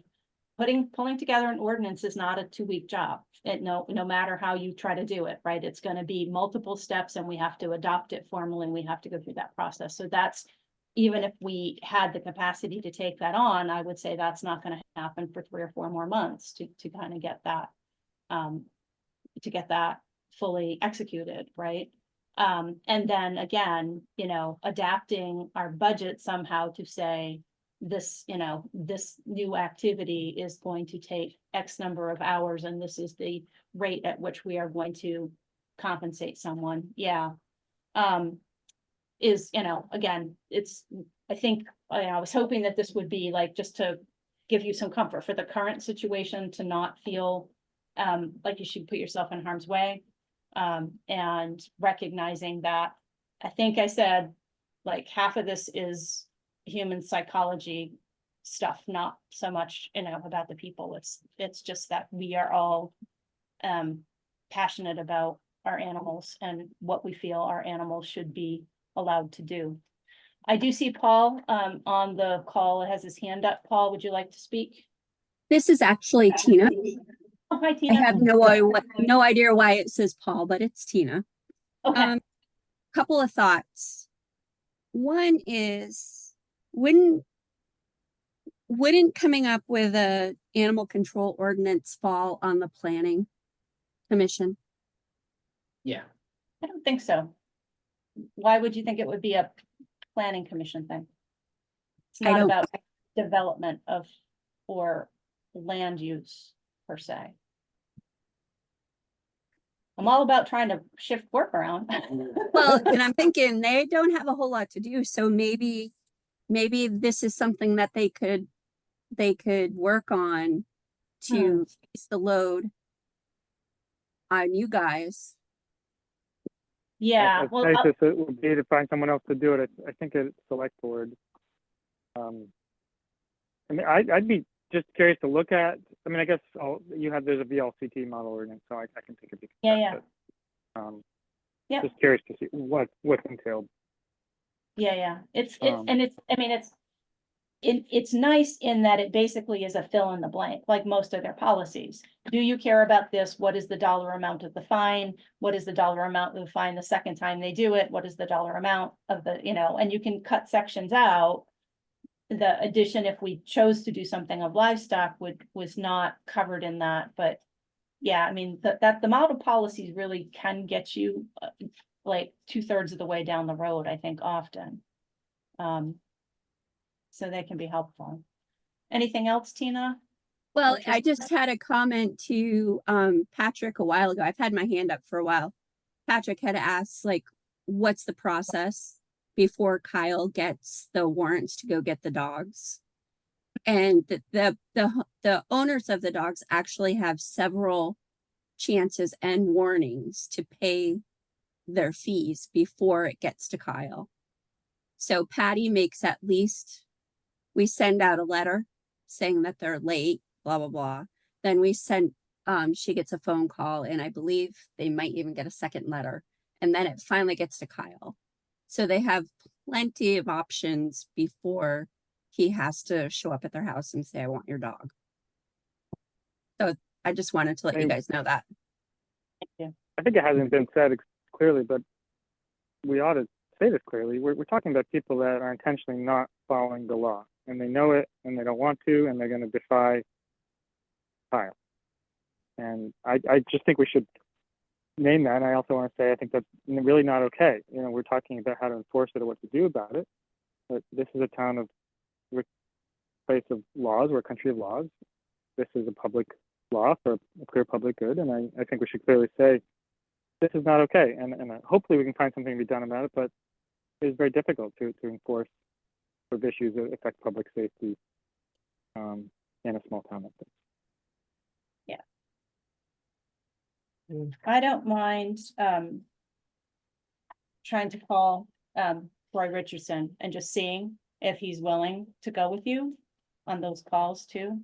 He said he'd done a few things for Patty, during celebration things. But he may be willing to accompany you on those things Yeah, too. what does So he do? second constable, Yeah. not much. I mean, it's not, again, we haven't had we're a tiny town. We don't have a police force per se. We have people who step in and help in Right. certain circumstances. All right, I want to try to move on from this, but I hope we've given you at least some idea that we hear you. We are going to try to work towards having some sort of an ordinance, having some sort of a job description, and understanding, again, the scope of what this entails. And you've done a great job of giving us that sense so that we can appropriately budget if this is something that's not, that we haven't covered well in the past. So, thank you. Thanks, Kyle. Does he want those back or do we keep them? You want this back? I mean, if you Yeah. can use them, you can keep them. Oh, Yes, I can make a copy of them, whatever. Nancy, go ahead. The issue is not licensing a dog. It's not that there's been complaints about the specific dog that's not licensed. The issue you're talking about is strictly they haven't paid for a license and done the paperwork, right? And don't intend on it. Yes, ma'am. But I would say that some of the individuals in that space also have had complaints Yes. about dog bites. That's what I want. So I'm not, like this is why it's a dangerous thing, right? Like we already know that there's potential for a dog bite to occur. Those are the two separate things. They- Kyle going and taking the dog is about not having a license. That the impoundment is you can impound a dog that is not licensed, correct? Yeah. Yep. And yeah, so complicated, multifaceted issue. dangerous. All right, onward. Select board vacancy. So I wanted to just, I think a lot of people already know, but my personal situation is changing, both work and personal and family, so. I'm not going to have the time to devote to the select board that's needed. So I am going to resign my seat. I don't have a deadline necessarily. So I just wanted to bring that up in new business. I will write a letter of resignation, but that needs to have a date in it. And so I wanted to make sure that we have an opportunity to discuss when a good date might be. Never. Never. Never. But, really appreciate what you've brought to the board, Patrick, and, I'm sorry that life has changed, because we really appreciate everything you've been able to do. Yeah, so one of the reasons that I did, when you brought this to me and said, what do we have happen here? We do need to have a formal letter of resignation in order to fill a vacancy on the board. And I'm gonna segue us a little bit into the next thing under old business, which is that we are already intending to have a special town meeting to vote on the large equipment purchases, right, for a greater than 5-year loan. And one possibility then, depending on the date that you choose to resign as of, is that we could set it up in such a way that there would be an election to fulfill the role. The advantage to having an election, especially if it's timed with other important business we'd like the townspeople to weigh in on, is that the person that gets that role would then be in the seat for the remainder of your term, which would be 1.5 years, correct? Mhm. So that person would have that longer, slightly longer of term, but otherwise, whoever we appoint would, or we would appoint the person until the next election is all we can do. Mhm. So that would mean next year in March, we would have 3 seats open, right? A 1-year, 2-year, a 3-year. And so timing, does sort of become an issue if we think that the board feels that would be the best way to fill the vacancy. So I don't know what you guys think. Well, that would allow for an actual election, which is, I think, always better than an appointment. So if Patrick's willing to serve till August 13th, if we are going to have the town meeting that day, that's a good solution. And so timing wise from that, and it would probably be worthwhile to just confirm with VLCT and Patty as the elections clerk, you know, the deadline, which she crossed off here, deadline to file forms to run for office, says 6th Monday before town meeting. And I believe that that works out to July 8th. So we would need to have a vacancy, and again, I think you could still do it as of a certain date, but we'd need to have that vacancy available to let people know if you are interested. July 8th is your deadline for getting your name on the ballot. Doesn't mean people couldn't do a write-in or some other way, but it would give us some time to advertise that there's a position opening. So, so if you'd like, I can follow up with VLCT and kind of confer with you what they say about time, like things, because we want you as long as we can possibly have you. Yeah, yeah, no, and that's fine. I mean, you know, Yeah, August 13th is fine. okay, So if it makes sense for me to resign as of August 12th. okay. Yeah. Yeah, or they may come back and say, well, no, it has to be by this July 8th. I don't know what they're gonna come back with. And if they do, we then have to appoint somebody forthwith. Perhaps we could appoint you again. I don't know. Okay, yeah. You see what I'm saying? Like, I don't know, but it's a timing dance for sure. Okay, yeah. All right, Just so let me know. thank you very much, Patrick. Okay, special meeting, old business, just to kind of jump into that.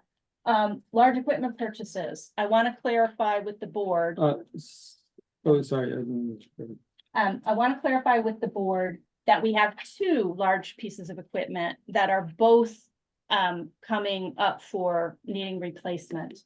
And anything we see greater than 10-year financing, we have to do on Australian ballot. The excavator and the loader are both on that list. And I was thinking it makes the most sense in my mind to warn them as two separate things so that voters could say yes to one and no to the other, rather than saying, you know, absolutely, you know, all or nothing. I don't like the all or nothing option. The Vermont League of Cities and Towns did say in their response to me that we can fund these as a not to exceed price. So we don't have to have a specific bid number for it, but we would want to make sure that it was adequate to cover what we anticipate the cost to be. And Mike, you had given us target, you had given us not trade-in values, you had given us Replacement cost. replacement cost that was quoted in June of 2023 for each of these pieces of equipment. So the excavator was estimated replacement cost of $350,000, and the grader was the loader. That's the other one we need, right? Mhm. Yes, the loader is $235,000. Do we think that those costs are adequate? Do we think that we should get a new estimate? Do we think that we should put a 5% increase in it or something like that? To kind of get that? Does the number have to be exact? No, but it has to be a not to exceed, Not to right? exceed, Yeah. okay. So, Yeah, so I think we could put not to exceeds 400 and 300, 450 and 350. Obviously, we're gonna get, you know, we're gonna No, bid it, yeah. there's not to divert you from what you're doing, but I called Cat the other day too, when I was down there getting parts and talked to him. And talking to him about refurbishing the excavator. Okay. Pre-emissions, so everything now with emissions is nothing but trouble. They're broke all the time. So I'm gonna have them come and look and just give me a quick quote on giving a refurbished price. It does cost money for them because that takes a lot of time for them to go through and see what everything needs, but I am gonna have them come and look at it and just give a quick quote of what the refurbished cost is, but Okay. And I that, would still keep doing what you're doing. too. Yeah, I'm because- not trying to divert you away from Okay. that, but But yeah, just it's to always- keep options available. yeah, that's great. I think that's fine. Could So, we get could we get an updated replacement estimate for those since they are over a year old? They How don't- painful is that to do? Yeah.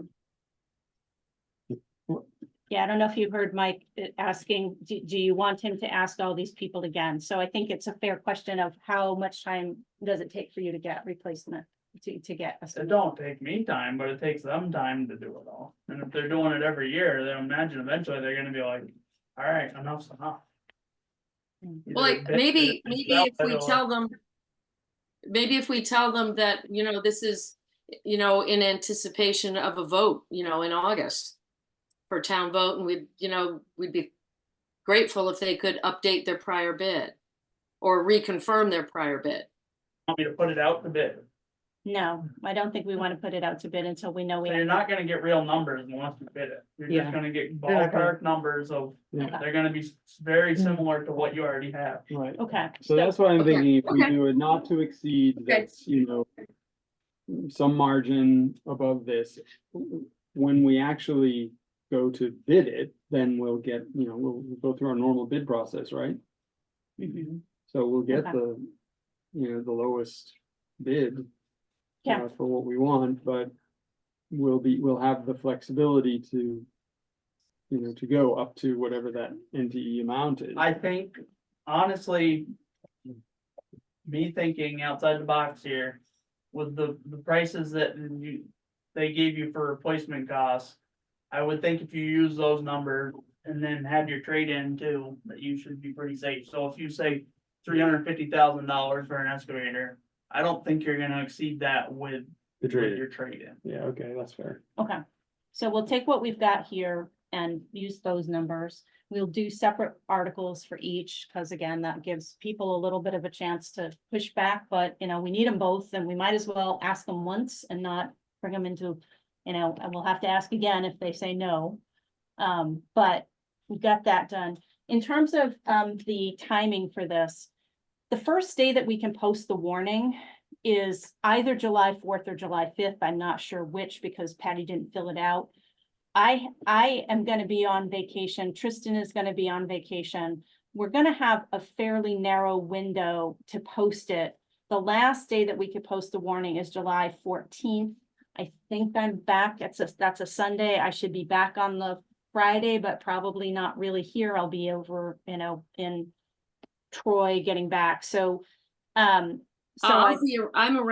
around, Edie. okay, so we're gonna need at least 3 people to sign the warning, though. So we kind of have a choice of trying to do it closer to like July 6th, which is a Saturday, or July 5th, which I think is a Friday, or trying to squeeze it in on July 13th or 14th. As you know, best thing. So I'm just kind of putting this out in case there's anybody else who says I'm out, I'm gone, right? The next question that Patty had for us, just in terms of timeline, is and process, is that we can mail postcards to the voters. She's concerned about turnout because it's not usually a very good turnout for the state primaries. And the other thing that she said we could do, which she did say it would not necessarily be her preference, but we could actually ask her to mail the ballot to each registered voter. So there would be more cost involved with that, but they would get their ballot and it would kind of be in your face, like here, say yes or no to these things. And if there's an election, you know, making it as easy potentially as possible for So voters. you mean that she can do mail-in ballots, or she can just send the ballot to somebody, but they still have to come to the meeting? Well, this is all gonna be Australian ballot, so we're not gonna have Paul on the floor doing anything on the day. It's people just come in and fill out the paper. Right, but I'm not clear what you just said about her She- mailing the She ballot. could mail a ballot that. How do people return it? Just like a regular absentee ballot. You can either bring it back in person or you can mail it back in, right? It's, Okay. yeah. So you can mail it. Okay, with them. Yes. I would think if you're going to enable mail-in ballots, there would have to be a very clear statement of need for the to spend this amount of money. Otherwise, you're going to get a whole lot of no votes. Yeah, we have to have an informational meeting as well. So that's our chance to make the pitch to voters. So to your point, like maybe the postcard trying to encourage people to come to vote, but there's no, there's the explanation of, what these pieces of equipment are used for, why we're asking to borrow the money over 10 years, so it's not so much money at one time. And that kind of making the case has to be done at that informational meeting and, here for everybody who's here. Mhm. Tina, you have your hand raised again. Hi, actually, this is Paul, sorry. Oh, Paul. Why doesn't it say Tina on the screen then? Because I'm very confused. Welcome, Paul. I know, huh? Right. So I just have a question. If anyone's reached out to the school for the polling place. I was and thinking the same thing. Yeah, because, this is a standard August primary thing. And I was going to circle back to Patty to make sure that had been done too. Yeah. Okay, Good- I good only, point. I only say that because there's gonna be construction happening both within the school and paving and whatnot going on outside. Okay. We're not sure of the timing yet, so Okay. when you Oh, guys figure out the dates, Yeah. we'll want to make sure that well, things are good.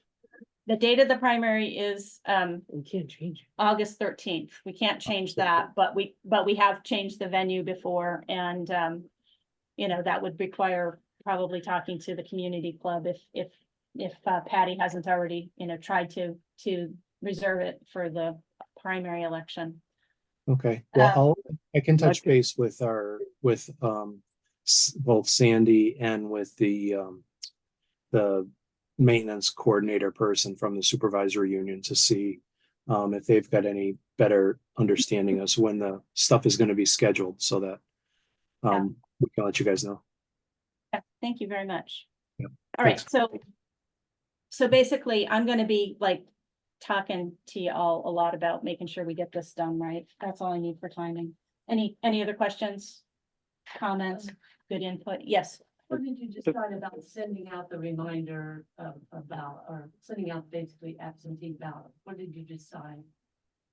I'm okay with David's comment that maybe that's not gonna serve us as well as just sending a postcard and trying to encourage people to come vote. Okay, send the postcard. Yeah, maybe if we put a lot of people's names down for select board, then they had to come and vote. Mhm. That would be a draw too.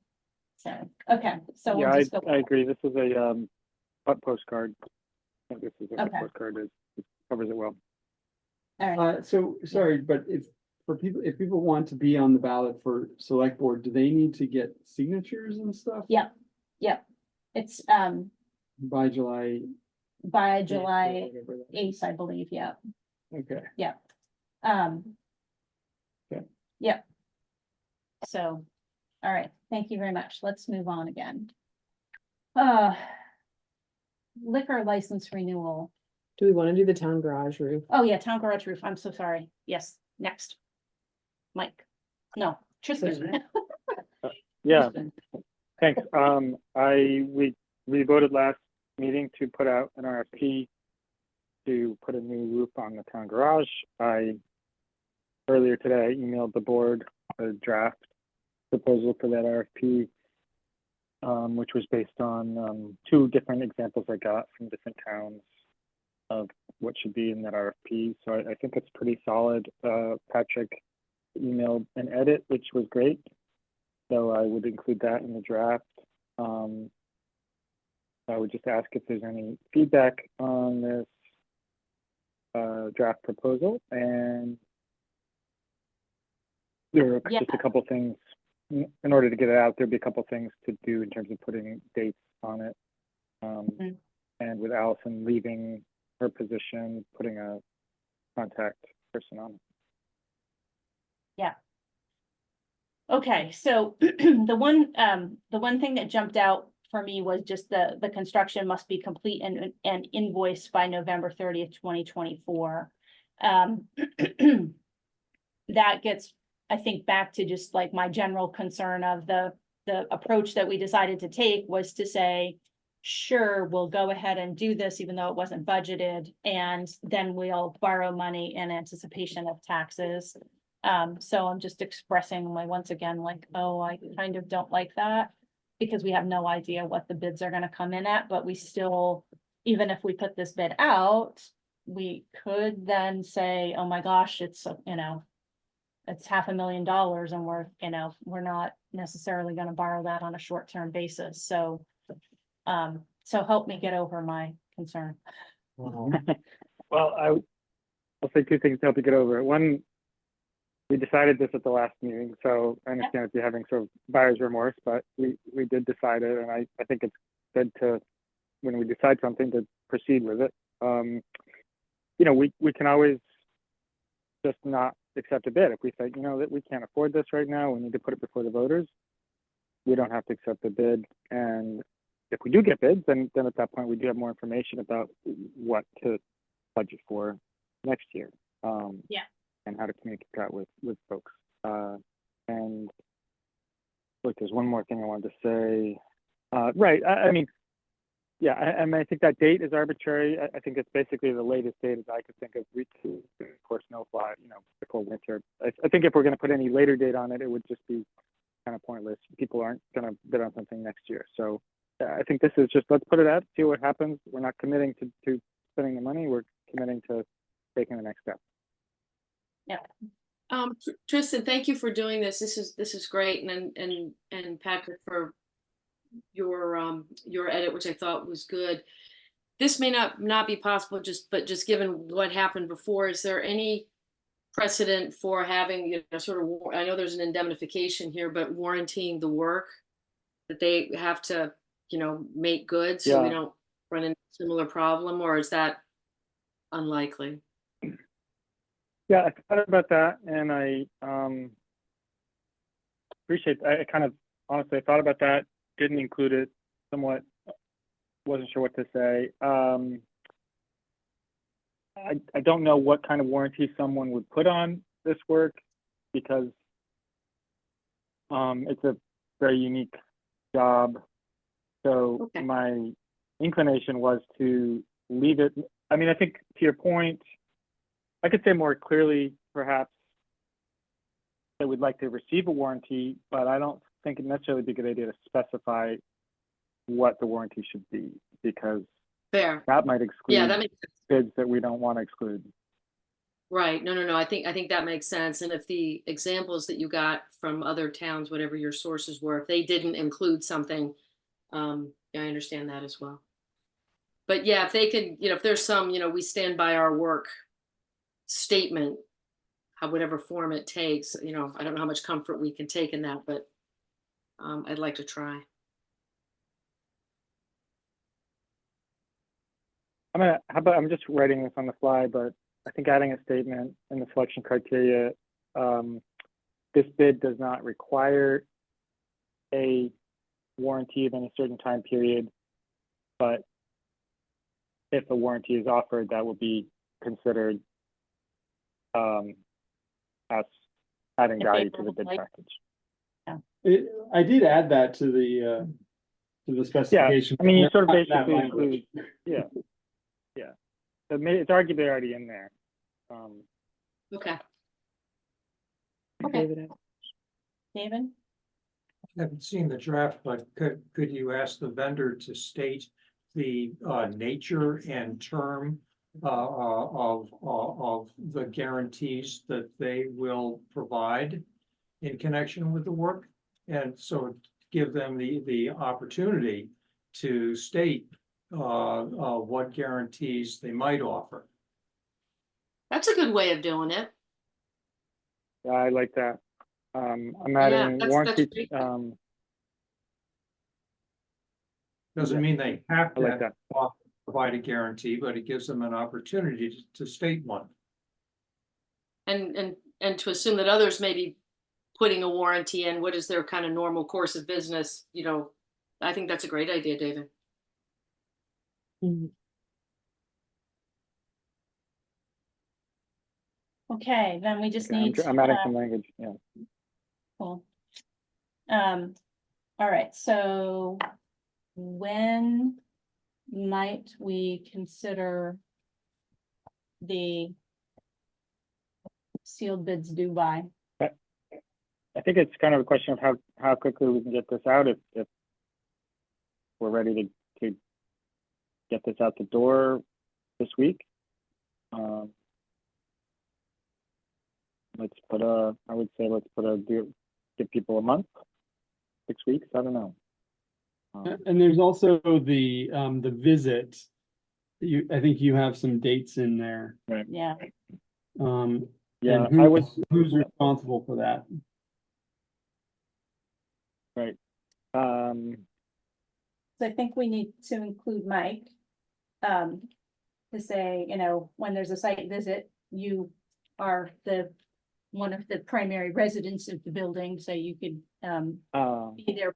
But I think that somebody on the select board also should, you know. Tell you what, I'll put myself down as the contact for the site visit, and I will coordinate with Mike. I don't think it's Mike's job to be the point person, but I can be the contact person and coordinate with him. Work for you? Okay. Thanks, Tristan, that's great. Allison, how, if I had this finalized tonight, how quickly could you sort of get this out in terms of advertising it and whatnot? We could get it out this week. It won't be posted until next Thursday Posted. Okay. in Okay. Deerfield Valley News. Oh, okay, It would post the 27th. the 27th. Okay. Correct. Today's the 18th, yeah. But you So we need a have week, select board meeting. the second, the What if we following. said what if we plan to open bids at the August 6th select board meeting? And so bids are have to Yeah. be in by then. Makes sense. That week of that's probably a week we would also consider to have the informational meeting, just as an FYI.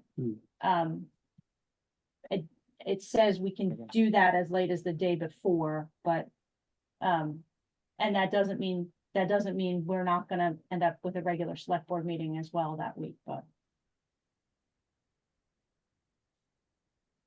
At Okay. this moment, I don't have anything else on that date, like that I know needs to be done, like we have to sign tax rate on a certain date, so that's fine to go with August 6th. All right. I will. Are you okay with him not being there? Oh, on August 6th, that's a good point. I did have that I have these things written down, but otherwise I forget about them. Yeah, we might have a Um, baby that day. Okay, Oh. Yeah. okay. Why don't so- why don't That's my legs. I say the bids may, the decision Yeah. may occur at that meeting or at the August 20th select board meeting. Give us that flexibility. I mean, we already have that right anyway, but put it in there. So, yeah, I mean, so we'll have the sealed bids, but we don't have to make a decision that night. And that then, then we're asking them to complete the work if we award it within what, 2 months? months. August 20th, 4 months. October, November, September, October, November. So, Yeah. yeah, 3 months to get it done. Which again, we maybe, I mean, I can, maybe I'll make it, what if we may just give them to the end of December? If they want to work, if they can, I mean, sometimes contractors work at times when I think it's crazy. If they want to work in December, again, it would be fine with us. Yeah. we also, I will say July is one of those months that has 5 Tuesdays. So if we wanted to put a special in to open the bids in late July. I don't know if that would help. I say go to August 6th, we already have a meeting. Yeah. Okay. Anything else that we need on this then? So we want to Nope. change the decision by the Um, following day to decision by the next meeting?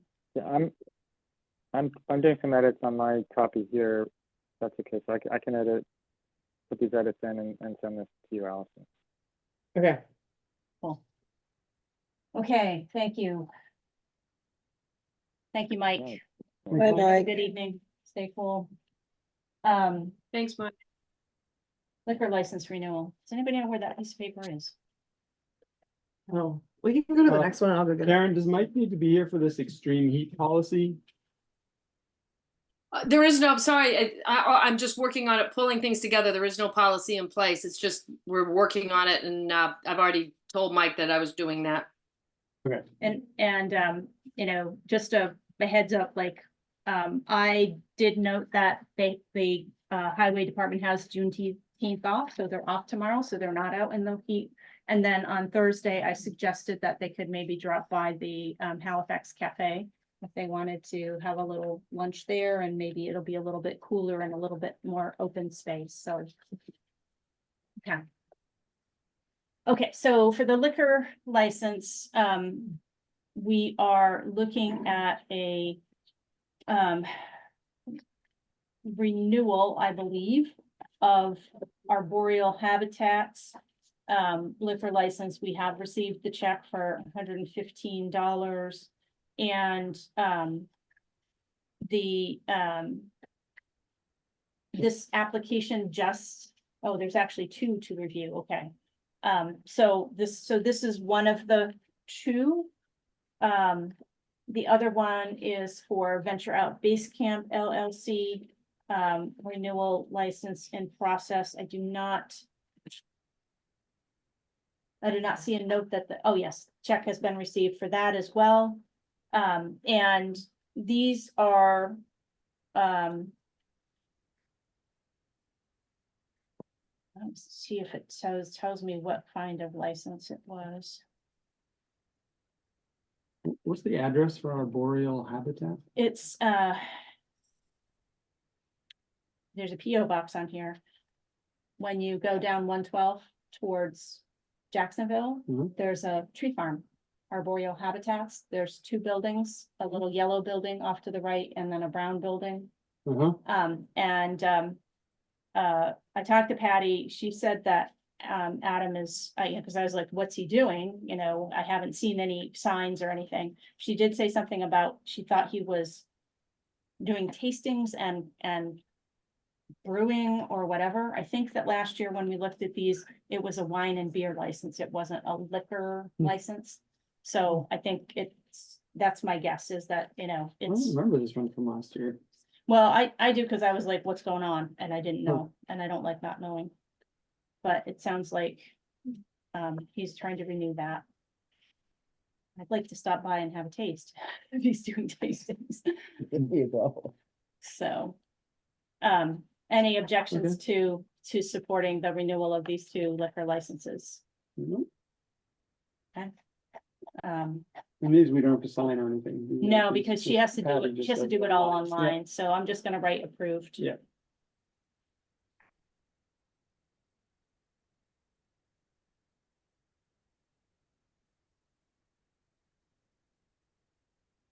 Okay, thank you.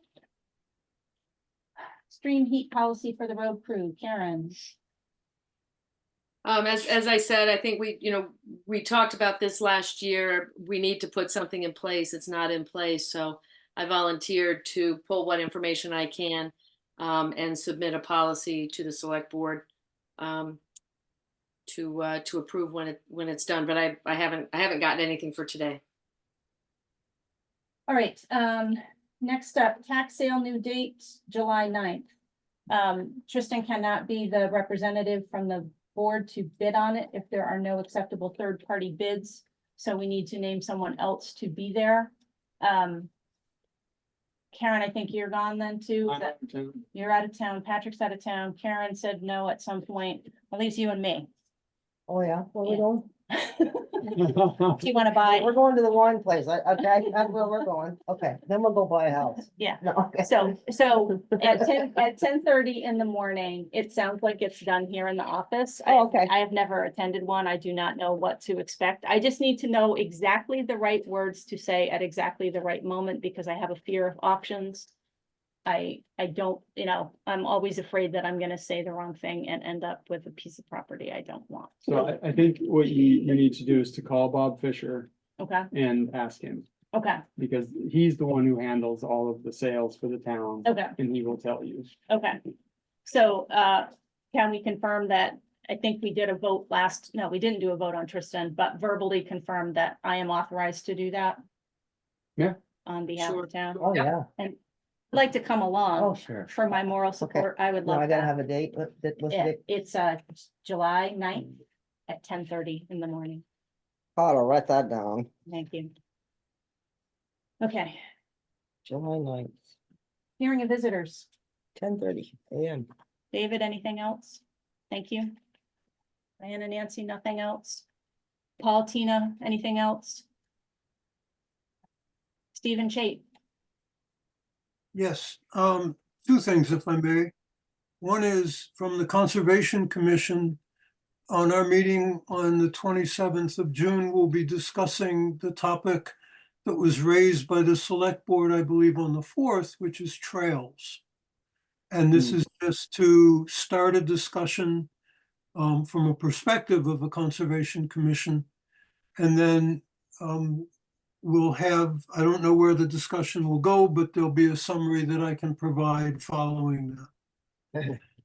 And then in terms of Wyndham Regional Commission, I've talked with their transportation planner, and he would be available to discuss trails at a select board meeting of your selection.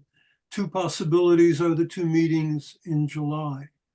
And he has information from a regional perspective. He knows about what other towns have engaged in with trails. And hopefully it would be a useful, knowing Colin, it will be a useful information piece to start informing a rather complex discussion about a complex topic called trails. And also probably class 4 roads. So those are two things that I just wanted to mention, and thank you very much. Thank you, Stephen. I tentatively have that as an agenda topic for July 2nd. Is that okay with others? Okay, Right. If that is, I'll inform Colin about that. He will probably, based on my discussion with him, I think it would be an in-person discussion. thank you. Lovely. But I will confirm that with him and then let you know, Edie, so that you can confirm your agenda. Great. Okay. Appreciate that. Thank you. Thank you. Okay, and then I want to just acknowledge, we're going to do an executive session with Tina. And at that point, anybody who was online and anybody who was in the room who was not invited into the executive session would need to leave us. So let me jump ahead briefly and just ask for Allison to speak to the property value grievance time. Yeah, Correspondence. so it says notice, this is from the town clerk listers, Tina, Patty, Mary. If you have a grievance, you can schedule a time with them Tuesday, June 25th, Wednesday, June 26th, and Saturday, June 29th. All property owners have the right to grieve the value of their property annually.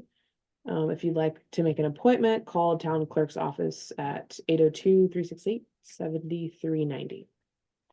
Okay. There you go. Thank you. Okay, and then I'll just also say with the correspondence that David did do the memorandum with DV Fiber, and I signed that. So if anybody wants to see that, feel free to ask me. All right. Thank you very much. Thank you, Okay, Stephen. thank you. Thank you, David. Thanks, everybody. Thanks. I'm out. Okay.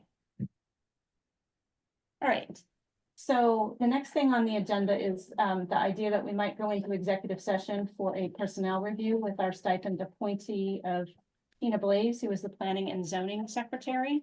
Once we have made a motion to do said, then we will stop the recording, and Tina, you have to boot Paul out too. If he's still on. Gone. Oh, It's just me now. Okay, so I would entertain a motion to, So moved. okay, and a second. second, Okay, it's been moved and seconded that we go into executive session to have a personnel review with Tina Blaze, the stipend appointee for planning and zoning. All those in favor say aye. aye. Aye. I, Okay, the motion carries 5-0. Let's go ahead and stop the recording. Oh, It's on the right-hand side, yeah. I don't know how you're doing that over your shoulder, but I know it. good. Mm, You want to pause it if you can, and then it will be one file to deal with, not two, but it works. Oh, there we go. Okay. Welcome back, everybody. It is 8:34 PM and we are now out of executive session and no decisions were made. The opportunity to talk to our planning and zoning secretary was appreciated by us all. And we can, do we want to say anything more about the conversation at this point, or just bring it back for another meeting to any other changes or discussions? I don't think there's anything big. No, I don't think so. Okay. All right, so with that, let's go on to our select board order. Wait, what else? Correspondence. Why do I have MTAP here? Oh, wait, maybe I'm On on the the wrong. agenda, it says MOU with DV Piper signed, which you already. I was on last month's meeting. Okay. I've turned too many pages here. Okay, never mind. So I think we have select board order with the end of fiscal year payment, that Patrick had a question about. Yeah, so I just noticed that there is a payment here for FY 25, basically. It's for the Apex sketching software maintenance.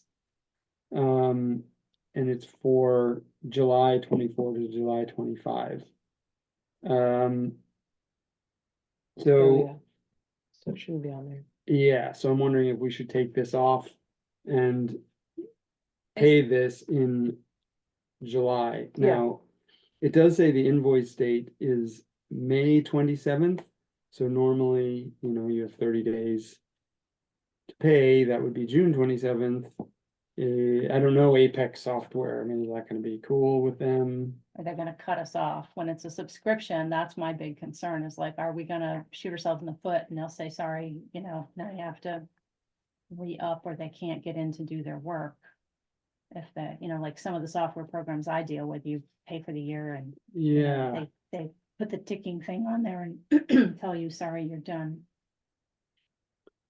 What's the amount, Patrick? $235.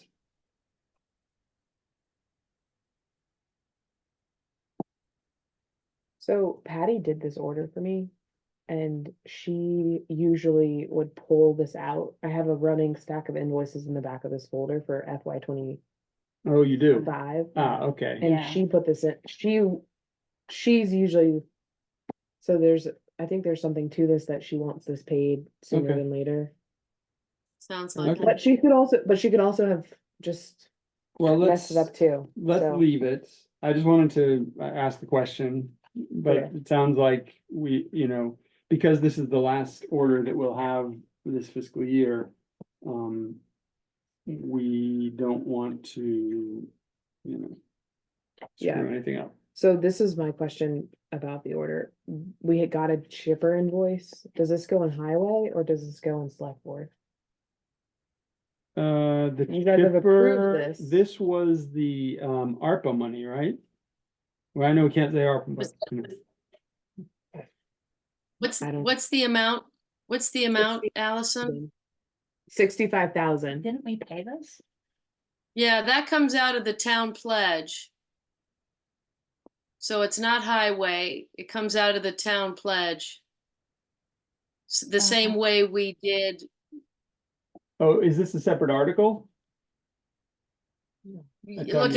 if you go, what you're looking at there, Patrick, if you go down a little bit, you see on the wall on the whiteboard, the 65, look on the whiteboard. Oh, yeah, Down. yeah, here. Okay, that's where it's accounted. I mean, it's not accounted, but that's where it belongs. So it is a select board item because it's part of that pledge. So it's And it Okay. has gone 65. into, and it's Yeah, gone wow. into the highway. And Patty and I met with VLCT with Katie Buckley and went through all of those entries. Got This it. is one that we need to pay before the end of the fiscal year. It needs to count again. Correct. Year. Do we have copies of previous orders for the select board? Because I'm like, did we not pay this already? I don't recall, but what's the date on the? We have not paid this Okay, because I just got this from her, like, I can look it up in the email. And just so everybody knows, this is not on the order.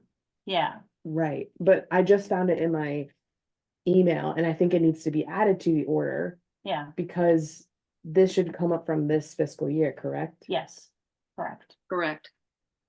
Okay, yeah, so. so we just add it add to the order. Yeah, And they're just physically added I or? need you you want to, yeah, it? Okay, because Patty has the document at this point. she did send. a It copy of should that. be the same, it should be the same account, Allison, that the other highway items were. That I've got listed on the whiteboard there. Do you want me to look and see if I have the account number? I'm not sure I do, but I can look. Yeah, Or Patty knows what it is if we just tell her that's what it's for. because we haven't, have we purchased the box blades? Yes. Yeah. Yes. I've seen It's those. the same as the box blades. That's on the highway order. That one went on the highway order. He did fill it out there. Like to some extent. Oh, like, okay. does it matter which order it's on as long as we say it needs to be paid? Right? Like what's? Yeah. Yeah, what's it needs. I Yeah, would it do- needs to go with, it needs to go with the box blades and everything. So that's probably right. And I'm probably misspeaking now. So it should go, But it's under it's all Article part of the 5. same, it's all part of the same $98,000. So it was moved into the highway. We're actually doing the accounting. It's within the highway set of accounts. So that it's a highway expense at this point. oh, okay. So we need to add it to the highway, Yes. which Yes. Mike then needs to But Mike will be doing another one of these on Monday. sign off on, right? Okay, so we have another opportunity. We have another opportunity to do Okay. it. And honestly, if something goes wrong with that, then I'm gonna call you a special meeting and we're gonna be here and we're gonna do it. Emergency meeting. An emergency meeting, a special meeting. Okay. Yeah. Okay. Okay, so, and I think that's the only, the Apex software is the only thing that I saw that we're paying for next fiscal year, so. Okay. And In I, $235, so I think we should just do it. I thought your question was slightly different, Oh. which is, cause I asked Patty about this. I'm like, isn't there a final year end? Anything left over from FY 2024? Yes, So she said, yes, she said we could do that at our Yeah. July 2nd meeting. But I was again sort of saying like, what do we have to do to kind of wrap it up for the end of this fiscal year? Yeah, we'll have like an extra. We always have a Order plus one. 25, yeah, We yeah. always have a plus one. Okay, what's a plus one?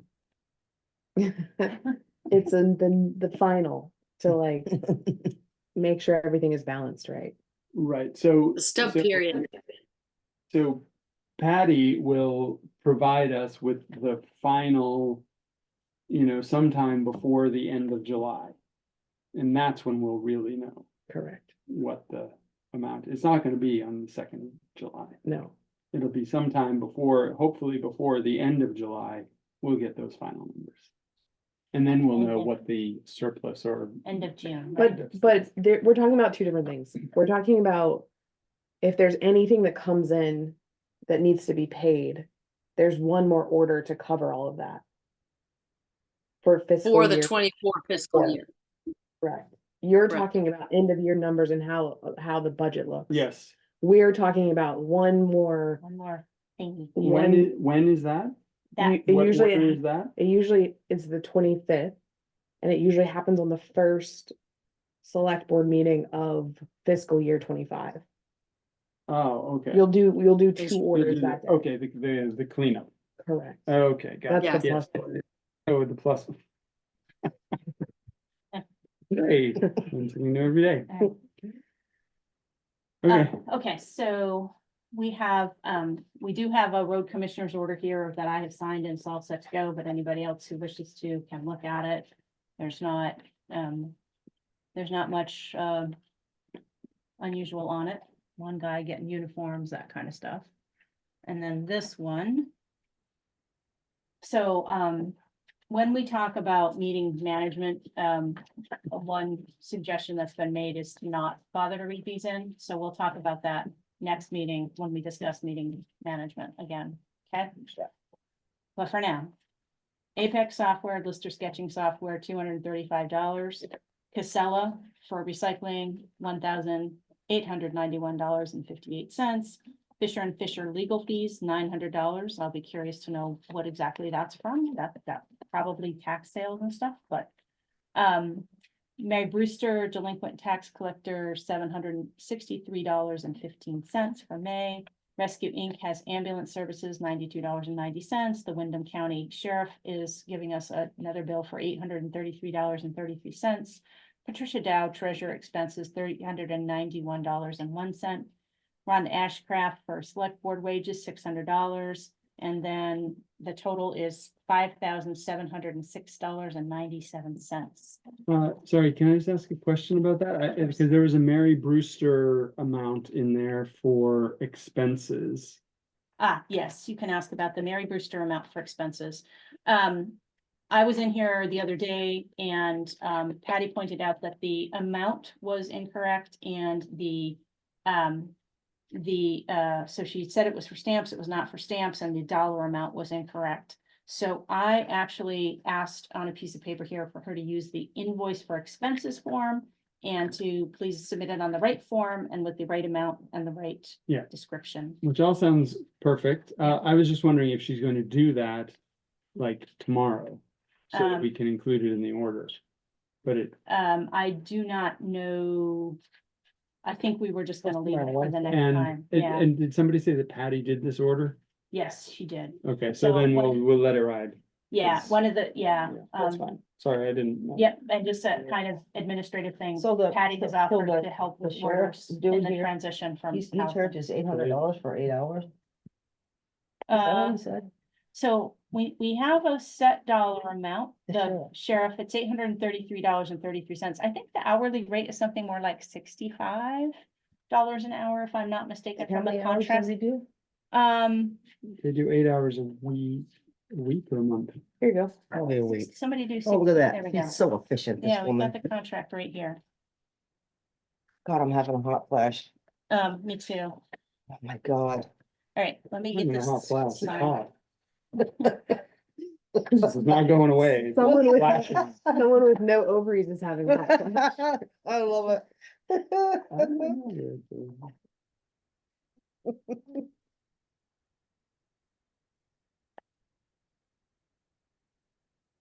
Okay.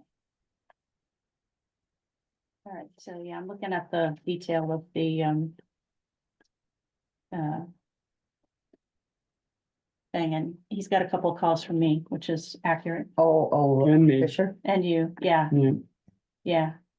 No, I Yeah. think he's honestly, I think he's pretty reasonable.